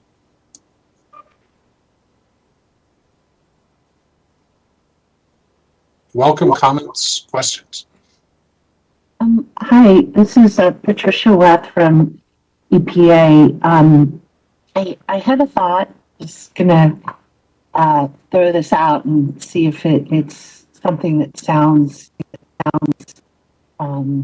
appropriate for this recommendation. But as I was reading this, when you had suggested an executive branch working group, I remember in one of the past terms, a technology subcommittee was created under the Chief FOIA Officers Council. And a thought came to me that this working group maybe could be a records management subcommittee, perhaps handle this as well as maybe other records management issues. I looked to that technology subcommittee because when it was first created under the Chief FOIA Officers Council, it was a subcommittee under the Chief FOIA Officers Council, and it flourished so well, it is now its own committee. And I kind of envision, perhaps, if this is what you all envision, I maybe envision something like that this records management subcommittee could grow under the Chief FOIA Officers Council, and then perhaps eventually become its own full-blown committee, much like the technology subcommittee. Thank you, Patricia. Kirsten, maybe you could explain it better than I did. No, I thought you explained it beautifully, and I don't mean to put Bobby on the spot, but Bobby is one of the co-chairs of the Chief FOIA Officers Council, so I wondered if he had any thoughts about this. I think it's a great idea. Either as part of the technology committee has grown a lot, and there's a lot of working groups within the technology committee, so it could certainly be maybe something the technology committee would take on. It might be something we wanted to do as its own committee, but one of the things we endeavor to do in the CFO Council is build relationships with other areas of interest in councils. We've done that, for example, the Chief Data Officer Council. I think there's a lot of room here to do that with records management and FOIA being so interrelated. So I think it's a great idea, taking it in for food for thought, and something certainly I think we'll consider as far as building on the work of the CFO Council. I think this is definitely a great area for the CFO Council to look into. Thank you, Bobby. I understand some hands are raised, David, and I'm not sure who they are. Cal is one of I see 4 people, Michael Morrissey, Kel, Alan, and Alexandra. So should we go alphabetically? Sounds good. All right. Sorry, Tom Sussman. Maybe we start with Alexandra. Hi, thanks, David. This is while we're wordsmithing. I think it's an excellent recommendation. I'm reading the sentence as a starting point for the working group. Our recommendation is that the following file elements should be released to all requesters. And my view is that the primary concern is delay, and to the extent this would be a way of producing records and is only of interest in a minority of cases, it should be an option available to all records, but shouldn't be the default if it slows the process down. So that's, to the extent that can just be a clarification that it be an option, but not the default if it's indeed slower. It's a really good point. I agree with you on that. Are we going to wordsmith this a little? Our recommendations, file elements should be released if requested. Or as an option. Or upon request. Upon request. On request. I like that. Okay. So, yeah. Does that satisfy that, Alexander?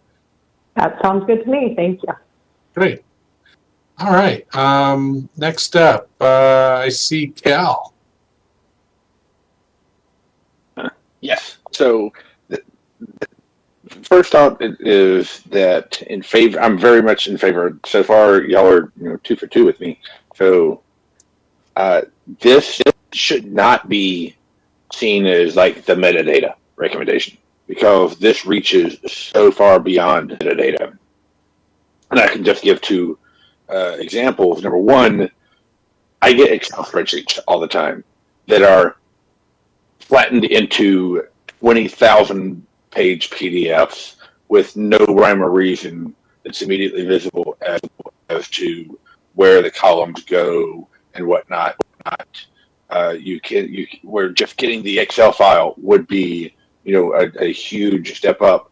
And even inside it, when you get a PDF that's been created from an Excel file, you don't know which of the fields are, or which of the cells are typed in, like the number 13, or that's actually a formula that pulls from other things.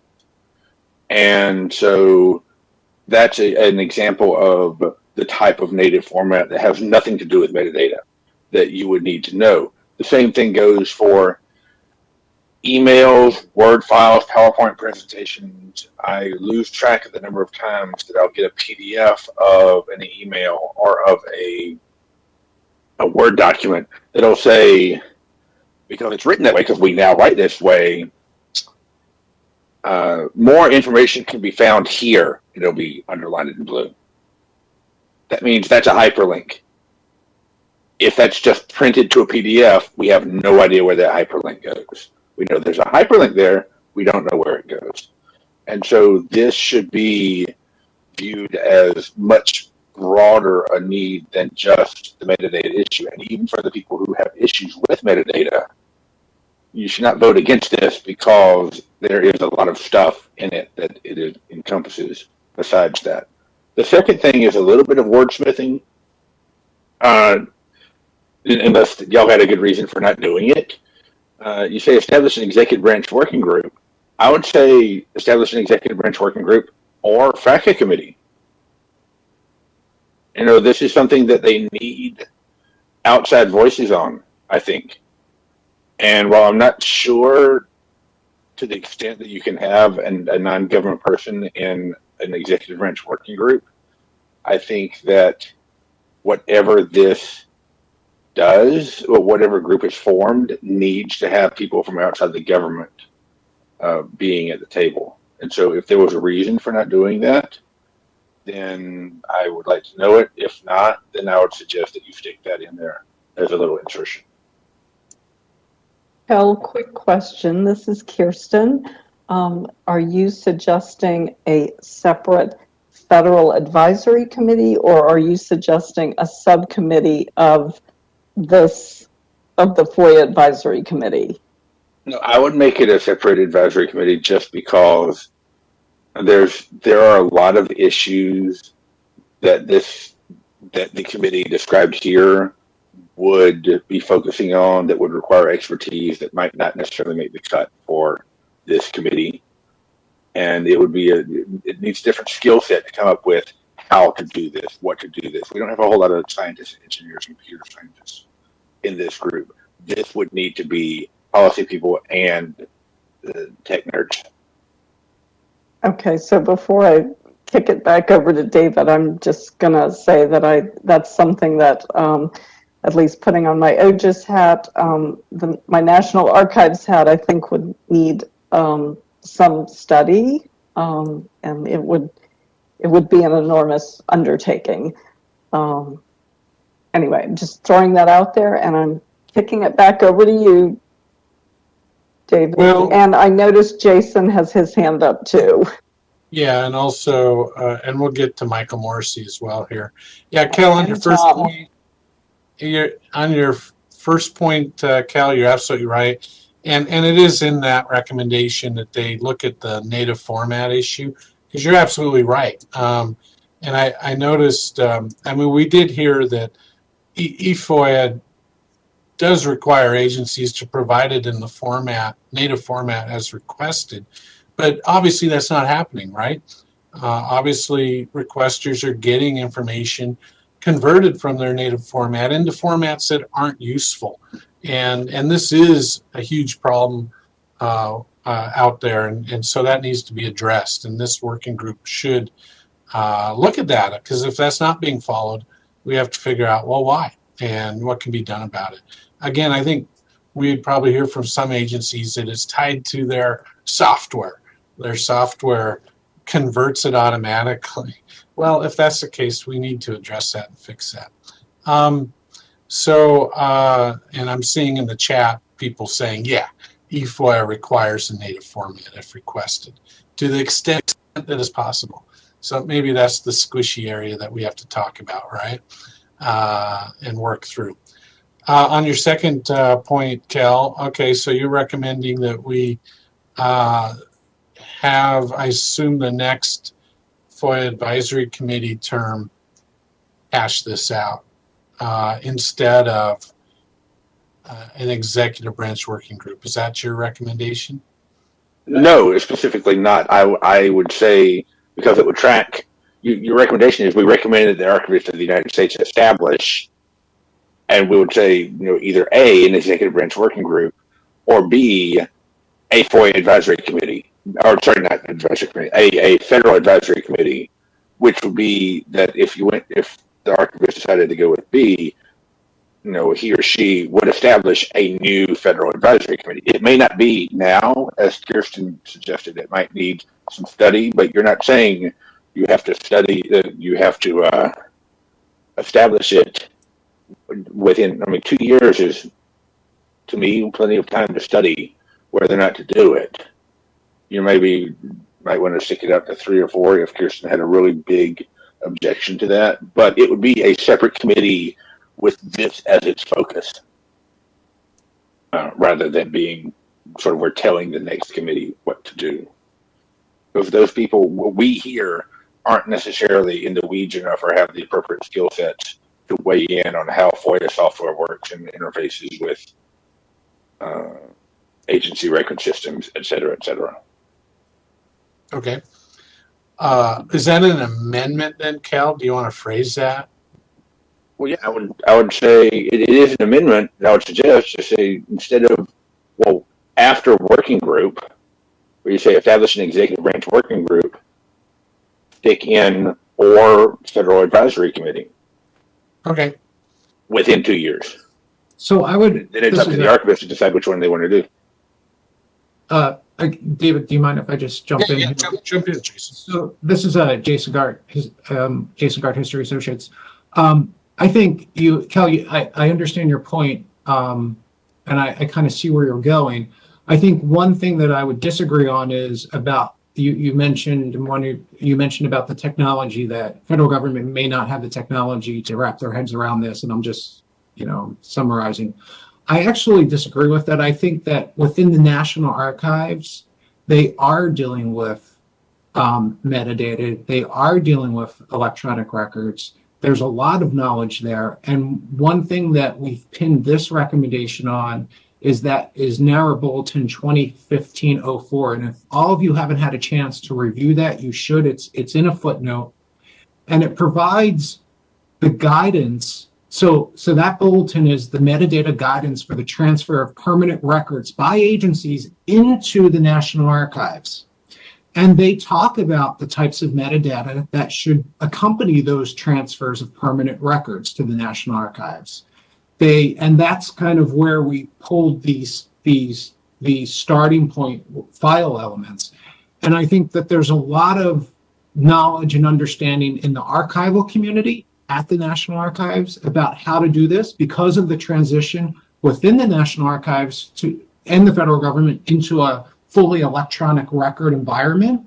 So I think as long as we have, as Bobby suggested, a place for this working group, I think they'll be able to reach out and connect with the right people at the National Archives. The government agencies are already doing it. When they transfer their records into the National Archives, they are, they have to meet some metadata elements. And I think all we're saying is, listen, if someone requests that record, do the same thing within the confines of some stuff may be exempt.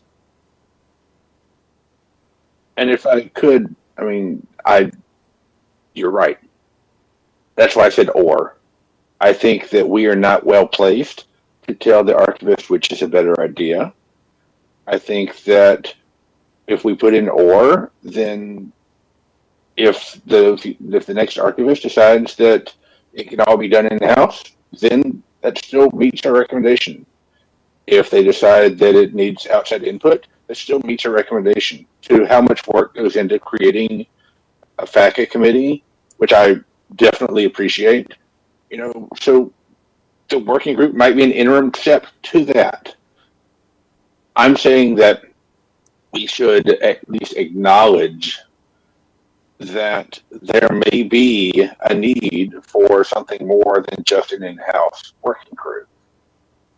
And that we recognize that, and our recommendation is that based on our learned understanding of the issues that is inferior to those of others, we are saying here's a menu to choose from. We think you should do A or B, and it's your call, Mr. or Mrs. Future Archivist.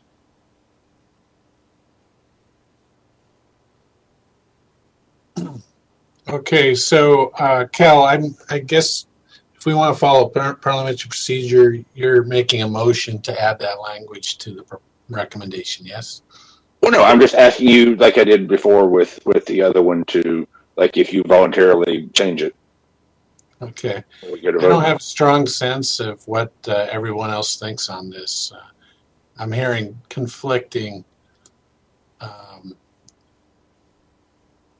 comments. Michael, did you want to say something on this specifically?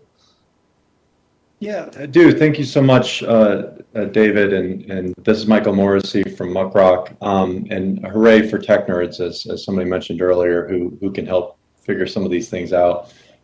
David, you said earlier that this seemed to be a lower priority issue compared to sort of delays and sort of responsiveness among the requesters' issues. But I do believe that actually setting a pretty high bar for sort of the ability for agencies to review and release documents in a native electronic format is one of the choke points in terms of FOIA processing, because I think too often each request is sort of a unique challenge for agencies, and that in a way that you don't see in a lot of other areas, right? I think a few years ago, commercial entities in California and across Europe, for example, were forced to suddenly be able to kind of retrieve and output their customer data in a way that they weren't expecting, and they grumbled about that, and they certainly weren't happy. But now they've been able to build processes that support that. And you haven't seen the same embrace of this within government. And I think if you tell agencies that it's, when practical, to release documents in their native digital format or include that metadata, then that's going to be sort of an unusual circumstance that each time they do it is a real challenge, versus I think in 2022 we should be stating clearly as a goal that it should be routine and easy, and that should be the expectation. And if there's other things that need to be adjusted, let's do that. 17 years ago in 2005, the NSA put out a guide to safely redacting and sanitizing electronic documents in a way that preserved most of the metadata, while not making sure that secrets were released or other sensitive information was released.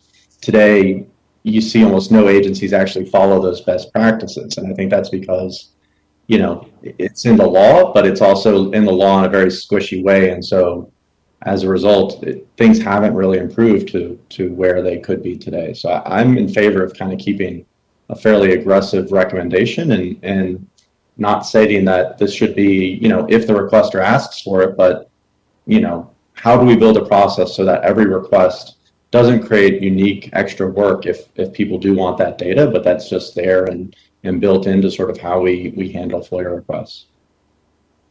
Okay, thank you, Michael. All right, so just to get this moving along here, Cal, you put in the chat some good language. You're just adding on, and we'll consider this an amendment, and we'll take a quick vote just so we can get moving. So Cal's amendment is to add in executive branch working group or executive branch working group, comma, federal advisory committee, comma, or comparable group of subject matter experts. Any further discussion on this addition? Hi, it's Patricia Wath from EPA.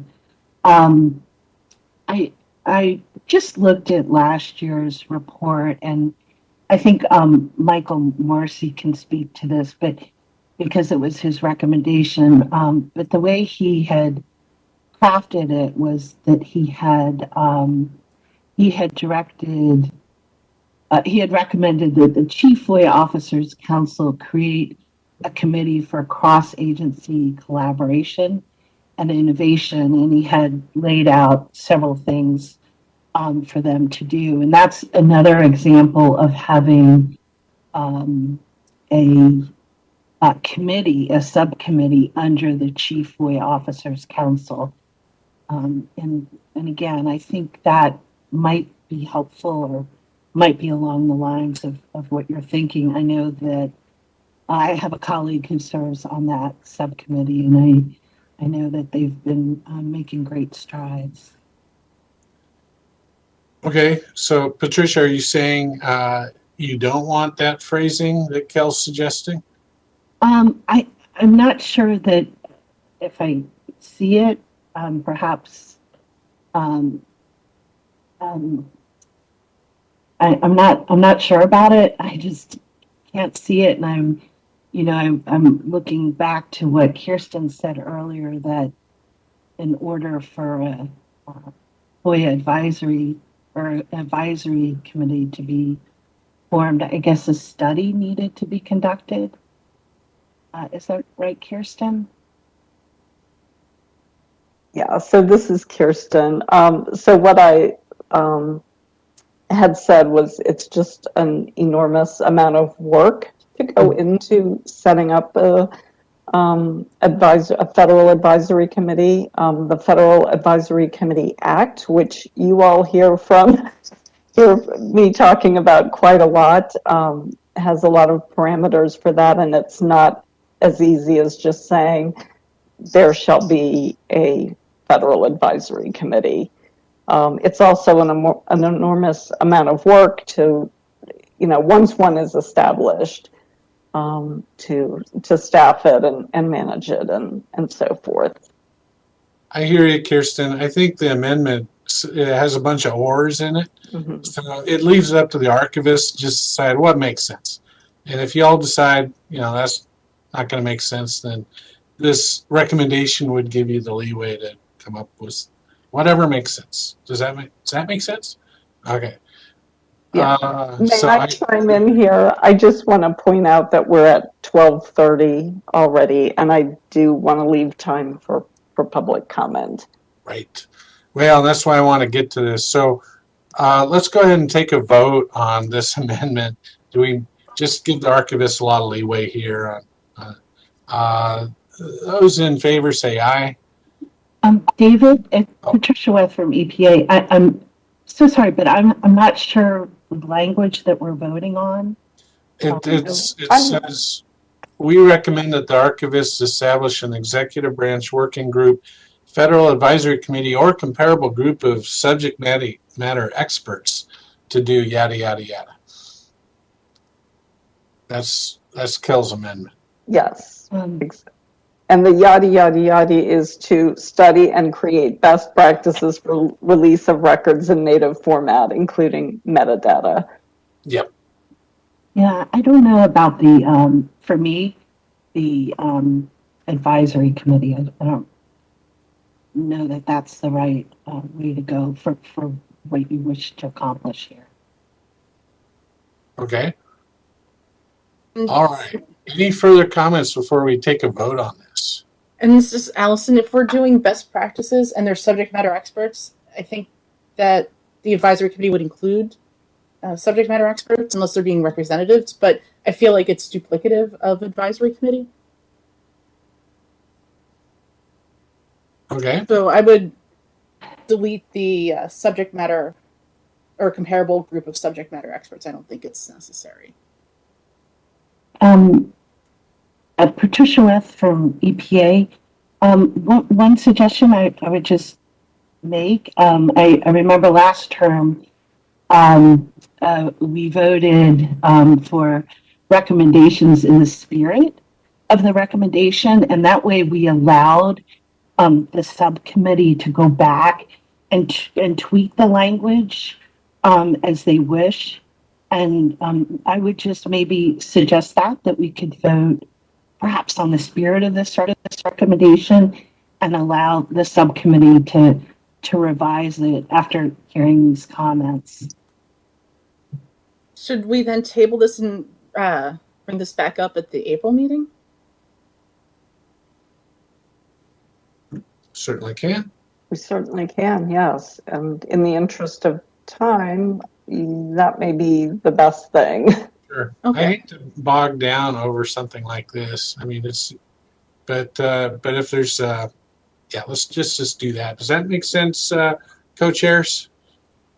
I'm a move to table this recommendation till the next meeting. I second the motion. Okay. All those in favor say aye. Aye. Aye. Aye. Aye. Okay. Is anyone opposed? Nay, Who was that? this is Kel. Kel. Okay. You are opposed to tabling. Any abstentions? I don't think I need to abstain from this. I'm sorry? I said I don't think I'm usually the abstention, and I don't think I need to abstain from this. There's no conflict here. Okay, great. So the motion carries that technology recommendation number 2 is tabled until the next meeting on April 7th. Thank you all. We'll regroup and figure out this wording and bring it on back. Thank you. Okay, so as I mentioned, we are at 12:30. We still have one more technology recommendation to get through, and we still need to hear brief updates from both legislation subcommittee and process. So how quickly do you think you can get through number 3, or should that also be shifted to the April 7th meeting? our third recommendation was further revising prior recommendations, so it might make more sense to table to the next meeting, and we can highlight what we're changing and make that easier for the discussion to move forward. Okay, that sounds great. I don't believe we need a vote on that. We will just be certain to put it on the agenda for the April 7th meeting. That's okay with everyone. And I think I was going too fast, or maybe someone was going too fast, but I think we missed Tom. So I want to circle back to Tom. I think his hand came down. I don't think he wanted to talk, Kirsten. Okay. Well, he's not shy, so if he wants to speak, he will speak up.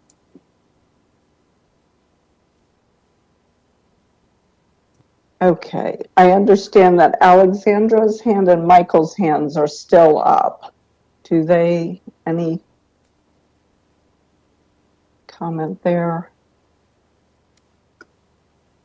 They're all down now. They're all down. Okay, I just didn't want to miss anyone. So I love this chat. I can't figure out how these hands worked. It is confusing, isn't it? So let's move on to the Legislation Subcommittee, which is chaired by Patricia Weff and Cal McClanahan. Both of them have, or Patricia has asked me to move directly to David. So I'm going to let you take the microphone, David, and talk a little bit about the Reimagining OGIS Working Group. Thank you, Kirsten. It's Dave Coulier again from the National Freedom of Information Coalition, University of Arizona. I'll keep this really short. I mentioned before what we're working on, and we're making pretty good progress. I think working group is awesome. AJ, Tom Sussman, and Patricia. And we've had great discussions in subcommittee meetings. Last week we talked with the Open Records offices of Pennsylvania and New Jersey. Got a lot of interesting insights into how things work there. And so we're hoping to wrap up these recommendations next week with the legislative subcommittee and forward those to the whole committee. We're basically zeroing in on some fairly, I think, substantial recommendations to improve the process through OGIS, including giving them the authority to make binding decisions. So that is going to be probably a lot to discuss and work through to make something like that work. But it is coming together, and we're kind of intrigued by where this could go. So that's kind of where it stands. And we thank everybody who's provided input, dozens of experts in the country and in the world.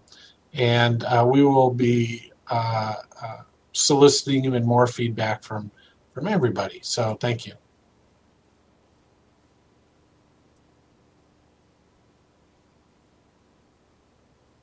Okay, great. Does anyone have any questions for David, or comments or concerns?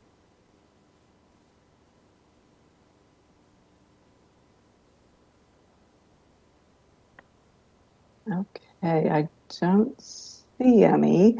So Patricia and Kel, I'm going to ask you if you have anything else from the legislation subcommittee that you would like to report out on or bring up. No, Patricia Weff, I would say no, Your Honor. I don't have anything. No, this was Dave's show today. Okay, great. So there was a little bit of crosstalk there, but I hear you both saying no, nothing more for today. So we will look forward to the Reimagining OGIS recommendations at the April 7th meeting. So now I'm going to turn it over to Alexis Graves and Michael Morrissey, who are the co-chairs of the Process Subcommittee. And they will give an update on what is going on with that subcommittee. So over to you. Oh, great. Thank you so much. And thank you for all these really thoughtful and exciting recommendations. I think they cross over a lot. This is Michael Morrissey. I think they cross over a lot with some of the things that we've been thinking about within the process subcommittee and sort of where are some fundamental ways that we can get things working more smoothly and what are some of the issues that we want to challenge. The process subcommittee has been digging deep into a wide range of issues focused on what pieces of the mechanics of FOIA can we work on that will help improve it for both requesters as well as FOIA offices. As you heard at the last committee meeting, a lot of that has been digging into first-party request processes, which are an outsized percentage of some agencies' request queue, and what can be done to kind of make a process that would be easier or develop alternative processes that provide access to the people who need that information while also being more sustainable for those agencies themselves. The first party working group has been continuing to refine that recommendation based on feedback and discussions with both agencies as well as requesters involved in some of those areas. Beyond the first party request process, we've also been looking at a range of other process areas. One that's been there's been a lot of great discussion within has been what subcommittee member Tuan describes as sharp FOIA practices, both on the agency and the requester side, that seem to ramp up the contentiousness of the request process or lead to outsized challenges, such as when agencies feel overwhelmed or monopolized by single requesters that don't engage over the substance of their request. On the other side, we've also heard a number of examples of why requesters feel that they have to engage in practices, such as filing the same request with multiple agencies, or filing a large volume of requests, or to file requests that feel to the agency particularly broad, but the requester feels compelled to do so because they've seen instances where one agency will deny a request that another would provide documents to, or hyperliterally kind of interpret a request in a way that the requester feels is designed to get out of providing the actual documents that they care about.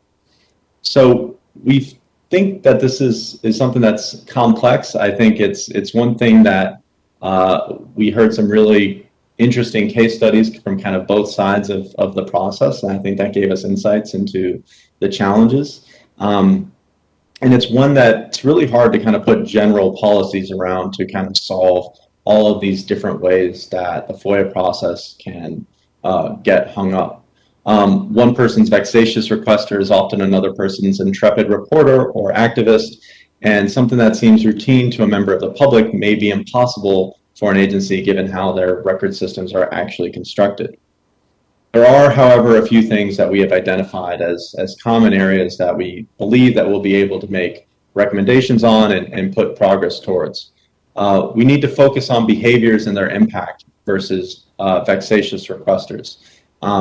It's very easy for well-meaning general rules to quickly shut down legitimate and even crucial public records processes. And so we need to understand that these sharp practices individually and create solutions for preempting the practice rather than a policy that broadly declares that some individual is a vexatious requester. Like so many of the good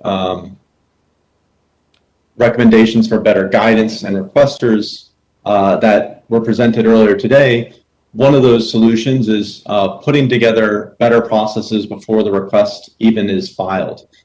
Continuing to figure out how do we tell requesters, here is what a good request looks like, here is what you can ask for, here are some tips in framing a request for subject matter materials so that it won't be turned back to you as burdensome. I think requesters are much more open and interested in that feedback if they can find it in an accessible, easily digestible way before they file versus 6 months after they filed when they're negotiating with the FOIA office. Clear guidance also to agencies. I think one thing that I was personally very surprised by is how many kind of common issues there are that agencies deal with on an individual basis, whether that's one requester filing hundreds of requests that feel vexatious or harassing, or dealing with requesters that they can't get in touch with.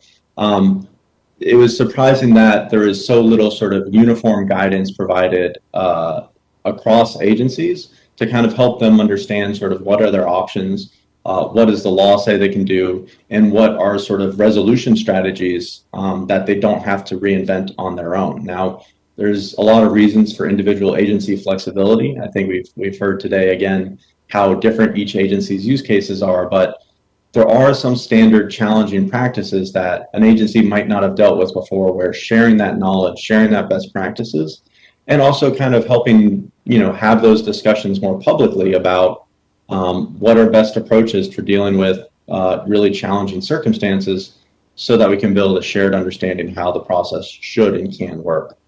And many of the challenges and frustrations experienced in the FOIA process began well before a request is drafted, whether that's dealing with record storage methods that intermingle releasable and not releasable data, individual and often legitimate grievances with an agency, where a person often feels that there's no avenue beyond FOIA to petition the government for a redress of grievances. And so FOIA becomes a proxy way to work through other issues that a requester has. And so figuring out sort of how do you address those? How do you ensure that FOIA is there to help inform the public and open up government, while also understanding that the reasons that people come to FOIA are very varied, and a wide range of legitimate uses and sometimes uses of FOIA that are not optimal for either the requester or the agency in terms of handling that backlog. And then finally, one of the things that's kept coming up, and again, I was happy to see that some of these issues were addressed in some of the other recommendations, is just a continued need to educate requesters and the public.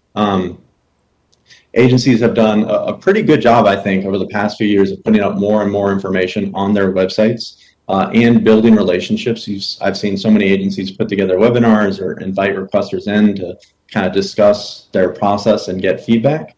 But I think everybody agrees that there's more work to be done to help requesters understand what is a good request, what are the expectations going into the FOIA process, and what they can do to have a more successful request process, as well as help agencies kind of understand the options they have and sort of how they can better address some of these common request types, or to understand sort of why requesters feel that they need to resort to things that feel vexatious or extra burdensome from the requester community.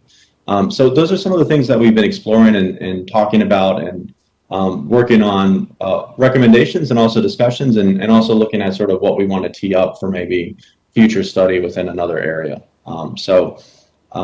It was great to see so many of these things being tackled, and we're looking forward to presenting more information on first-party requesting recommendations in the next session, as well as putting together other recommendations to tackle some of these areas in the coming months. Alexis, did I leave anything off? Nope, I think you've covered it all. Thanks. Thank you. Okay, thanks for that update, Michael. Before we move on, I just wanted to see if anyone had any questions, comments, or concerns in response to what Michael has said.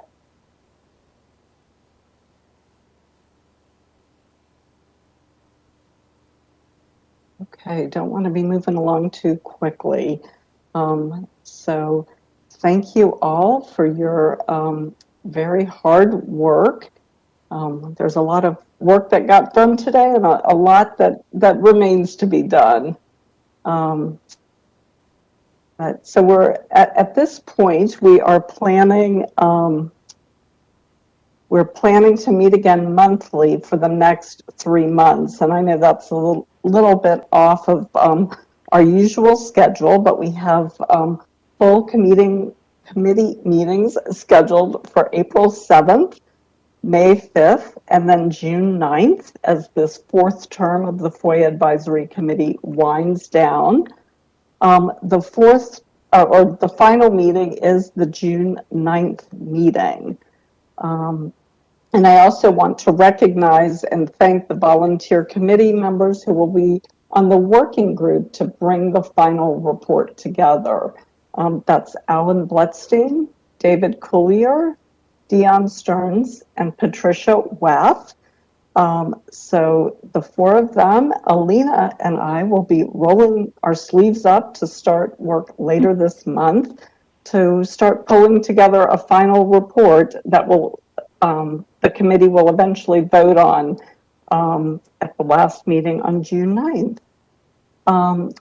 So before I go to the next item on our agenda, I want to pause to see if any committee members have any questions or concerns regarding the upcoming schedule.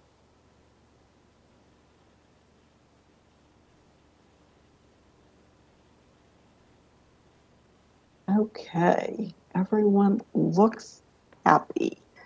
So we have now reached the public comments part of our committee meeting, and we look forward to hearing from any non-committee participants who have ideas or comments to share. Please begin your public comments with the particular recommendation you are commenting on. And just a reminder that the FOIA Advisory Committee is not the appropriate venue for concerns about individual FOIA requests. If you need OGIS assistance, you may request it, but we ask that you not do so through the committee email. And just a reminder that any oral comments that are made are captured in the transcript of the meeting, which we will post as soon as it is available. So I think with that, I'm going to turn it over to to Martha and our event producer in a minute, but I see we have a couple of questions that I'm going to ask, and this is from Alexander Howard. So I'm just going to read these out. Congress mandated the creation and proactive disclosure of release of public records in an open machine-readable format with a default to openness in the administration. OMB is 2 years late on guidance. Has the absence of guidance on open government data hindered agencies in the administration of FOIA and release of trustworthy information in a pandemic? So I am just going to throw that out there for any committee member who wishes to respond.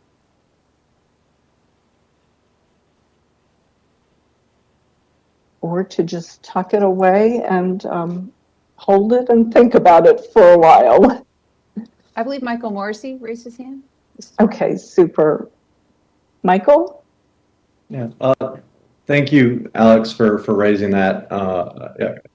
You know, I think that's another example of sort of it's been really challenging on some of the follow through on these things, and I think that is a great thing to keep in mind as we're looking through these recommendations of sort of really understanding where these holdups have been on some of the open data efforts in the past, and also kind of making that a more regular process. And so, thank you for raising that, and I think it's something that is worth, as we think about sort of future recommendations, sort of what can we do to kind of structure them so that they'll you know, achieve their full ability. Okay, great. And Alex had one other well, he actually has two other questions. I'll be very quick with them. Why didn't OIP, the Office of Information Policy, record the public meeting on FOIA with OGIS in February? I think what he is referring to is the meeting that the Chief FOIA Officers Council had with requesters. I believe that was on February 2nd of this year. I see Bobby nodding. Alex is asking if OIP can provide a readout of comments and actions taken in response. Thank you, Alex, and thank you, Kirsten. As I mentioned before, I think when this was asked before, we try to have a range of different ways we conduct outreach, and a lot of different platforms. Obviously, right now through the FAC and its public notes, also through the CFO Council meetings, both in public meetings and in ones here where we just wanted to reach out and get feedback. And the reason for that is we get different levels of candidness, and people feel more comfortable talking sometimes when it's not being recorded or it's not a full-on public meeting. And so we like to use, we're trying to leverage all different approaches to get the most information we can to fully inform both, our role at OIP and OGIS's role with Alina, as well as the work of the CFO Council. So I don't think it wasn't necessarily done for any bad reason. It was specifically to get a different opportunity and a different platform to receive feedback and have discussion. Okay, great. Thanks, Bobby. There's one other question Alex has about FOIA online, and we can respond to that, follow up with an email afterwards. I'd like to kick it over to Martha Murphy because I understand she's monitoring chat, and she and Michelle may open the phone lines. Martha? Hi, this is Martha Murphy. I'm the Deputy Director at OGIS, and I think we should move on to the phone lines right now. So Michelle, if you could give instructions for folks who would like to make an oral comment, I'd appreciate that. Thank you. All right, absolutely. So, ladies and gentlemen, as we enter the public comment session, please limit your comments to 3 minutes. Once your 3 minutes expires, we will mute your line and move on to the next commenter. Once again, try to limit your comments to 3 minutes. And we will go ahead and open the first line that I see. Caller, go ahead. Your line is open. You may make your comment. This is Bob Hammond. Can you hear me? Hello? Yes, sir. Please go ahead. Yes, sir. Please go ahead. My email address is foiacompliance@gmail.com. I have about 28 quick comments. The meeting minutes for the December 9th meeting were materially inaccurate. I've asked the committee to consider requiring minutes to be posted within 30 days for review. There are 12 major issues confronting FOIA, material, false DOD quarterly FOIA annual reports to the Attorney General, and materially false raw statistical data, which omit several hundred open FOIA requests and appeals per agency. Number 2, alteration and or destruction of records sought under FOIA failed by NARA to accurately investigate such reports supported by irrefutable record evidence. And I cite the statute. Grossly inadequate NARA funding for OGIS to perform its statutorily mandated FOIA media mission and compliance missions, leading to mission failure in both. Number 4, grossly inadequate funding for DOJ OIP to perform its FOIA compliance oversight mission, leading to mission failure. Number 5, disestablishment of FOIAonline.gov, and what will become of those unique FOIA case records, record preservation generally, and suitable replacement for FOIA Online and Muckrock portal capabilities should be included.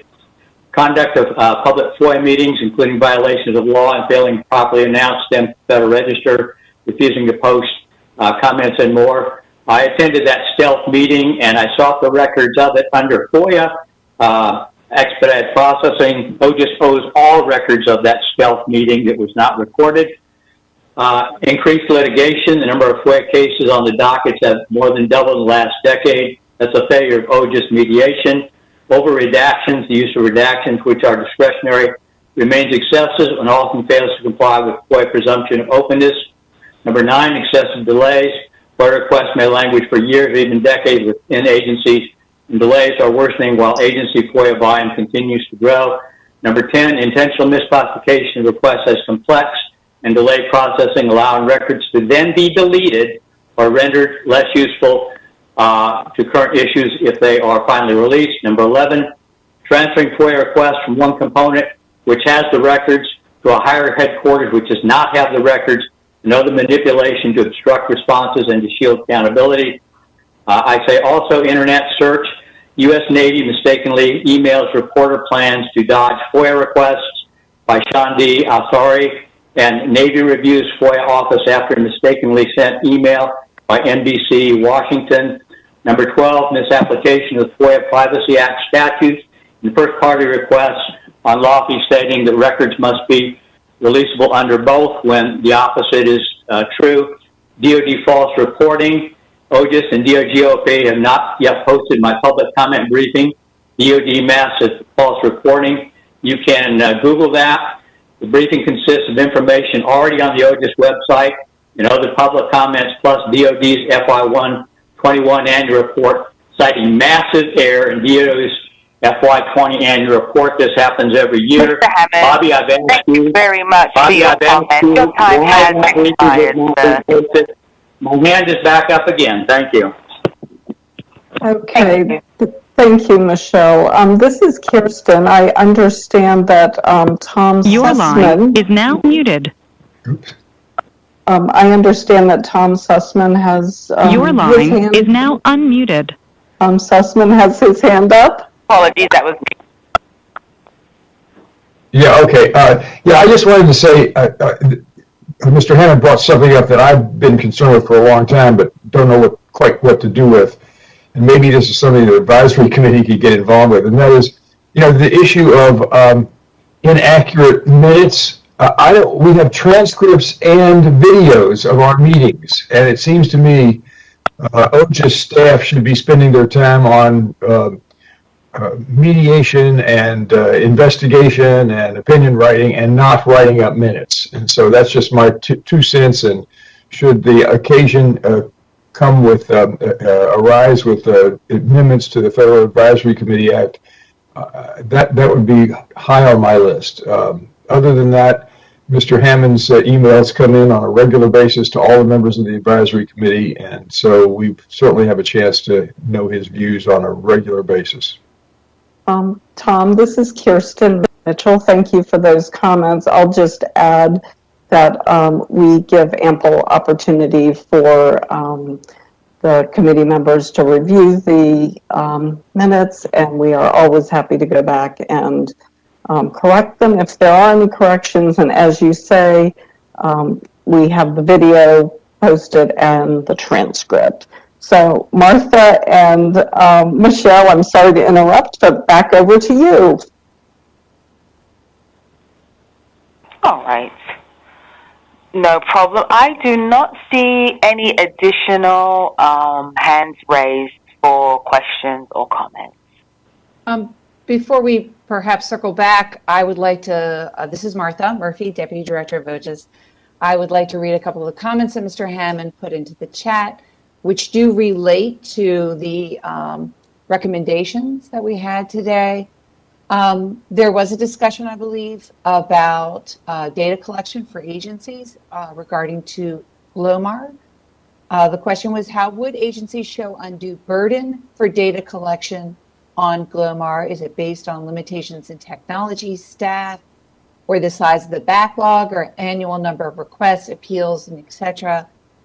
For those committee members who had a concern about that reporting, perhaps you could chime in with us.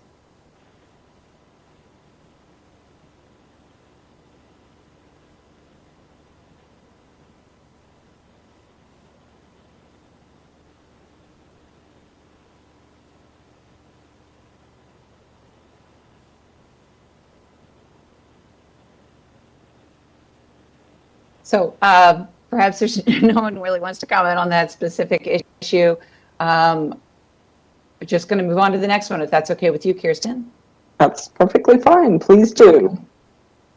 In regard to metadata and the format of records being released, there was this comment: a federal court in New York City ruled in February that some metadata is presumed releasable under the Federal Freedom of Information Act, the first time a court has ruled that a federal government must provide metadata with associated electronic records requested under FOIA, and this was National Day Labor Organization Network, the U.S. Immigration and Customs Enforcement Agency. Bobby, I don't want to put you on the hot seat here, but I was wondering if you wanted to comment on that ruling, if there's anything you wanted to say about that. Not off the top of my head. I'd actually have to go back and look at it. I will be doing that now. Okay, thank you. I think there was a discussion about, if possible, being in the language of the act, and certainly we're always looking at court records to see, or court rulings to sort of elaborate on the interpretation of the law. Again, on the issue of metadata and format, Mr. Hammond said that he requests records to be sent in any digital format in which they exist, such as PDF or Excel, and under the terms of the FOIA amendments of 1996. Section 5, if a document exists in electronic format, it must be released in the format upon request. So I don't know if anyone wants to comment on that.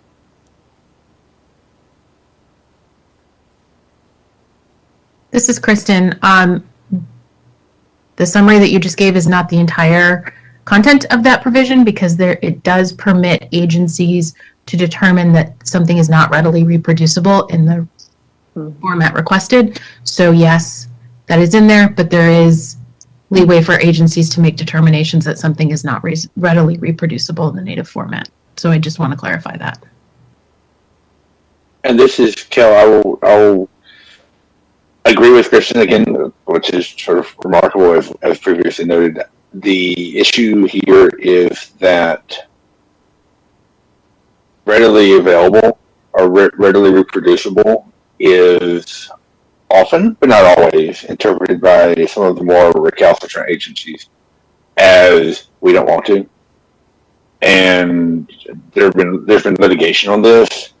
Some of it has gone pro-agency, some of it has gone anti-agency. But it is definitely something that maybe a future committee might want to focus on, something like that. It's definitely room for clarification and perhaps reform.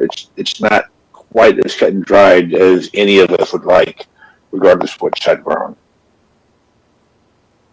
This is Bobby from DOJ. I mean, the spirit of the law, and I think agencies' intentions is to give the records to their requester in the format that is most useful, and certainly that's our guidance, especially when we post records online. But I think really goes to the benefit of this recommendation of having a group examine it, share best practices, and when we can and can't release things in the native formats. So I think just all the comments, Kirsten, is yours, and Mr. Hammond's, just go to the fact that it's really beneficial to have a working group work on this, and I really like the idea. I think the CFO Council would be a good avenue for us to go back in agencies to share practices. There is one more comment from Alex Howard that was just posted. Why didn't the committee discuss FOIA online in public? When I asked about it, would it consider a motion on whether to draft out a recommendation on replacing it?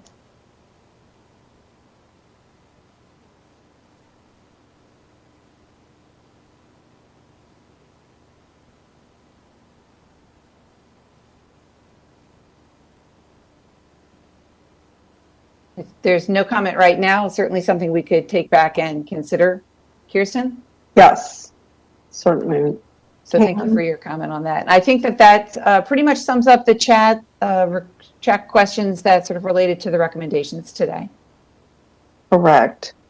So do we have any new commenters on the telephone line? Yes, we do have one additional comment on the line. Caller, your line is unmuted. Remember, you have 3 minutes. Thank you.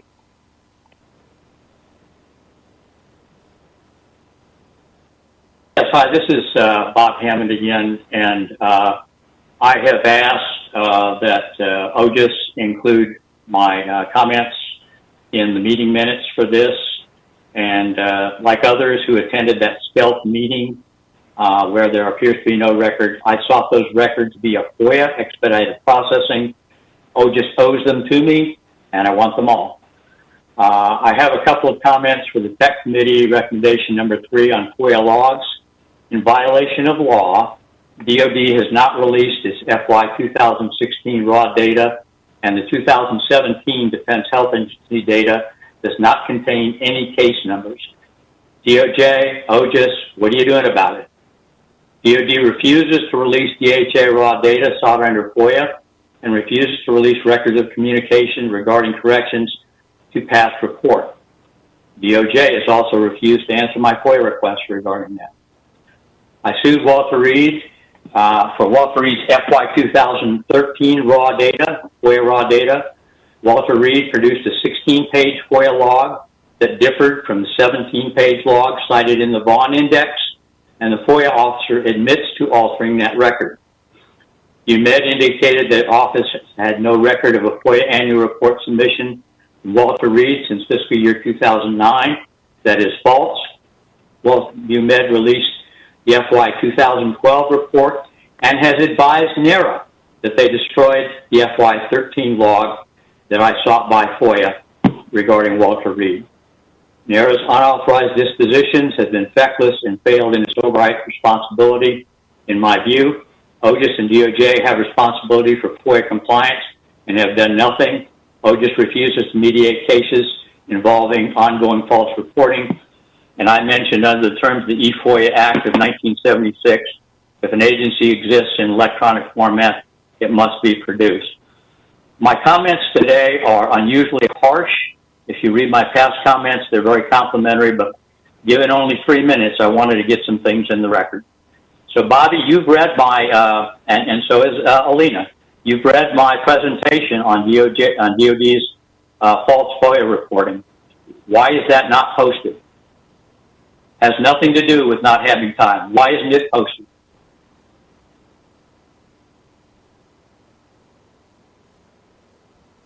Mr. Thank you so much for your comments. Your time has expired. Thank you for your comments. Okay. All right, there are no additional comments. Okay, great. Thank you, Michelle. Martha, I'm going to kick it over to you one more time. Anything else from you? Nope, that's all we've got. Thank you very much. Okay, thank you. Thanks to all. Thank you to all the committee members and those who joined us. Clearly, committee members, your commitment to FOIA is very apparent, and it was very gratifying to see your commitment to transparency and the fact that it can go a long way towards building trust and a shared understanding. A big shout out to all my National Archives colleagues who have helped, but especially you, Martha. And we will all see each other again virtually at our next meeting, which is on Thursday, April 7th, beginning at 10 a.m. Eastern Time. And before I adjourn this meeting, any questions, concerns, comments from any of the committee members? I'm seeing heads shaking. Ms. Roger, I have one. Ms. Roger. Yes? I just have one concern about making sure that when I think you indicated that specific FOIA question not be discussed at this meeting. And I would hope that we reiterate that at the next committee meeting, that specific grievances, specific requests with other agents should not be brought up. Correct. Yes. Thank you for that. And we will make a point of doing that at the next meeting, Roger. Very much appreciate that. So, anything else? Okay. Well, thank you all for everything. And we stand adjourned. Thank you. Thank you. Thank you, Kirsten. Thanks, everyone. Thanks.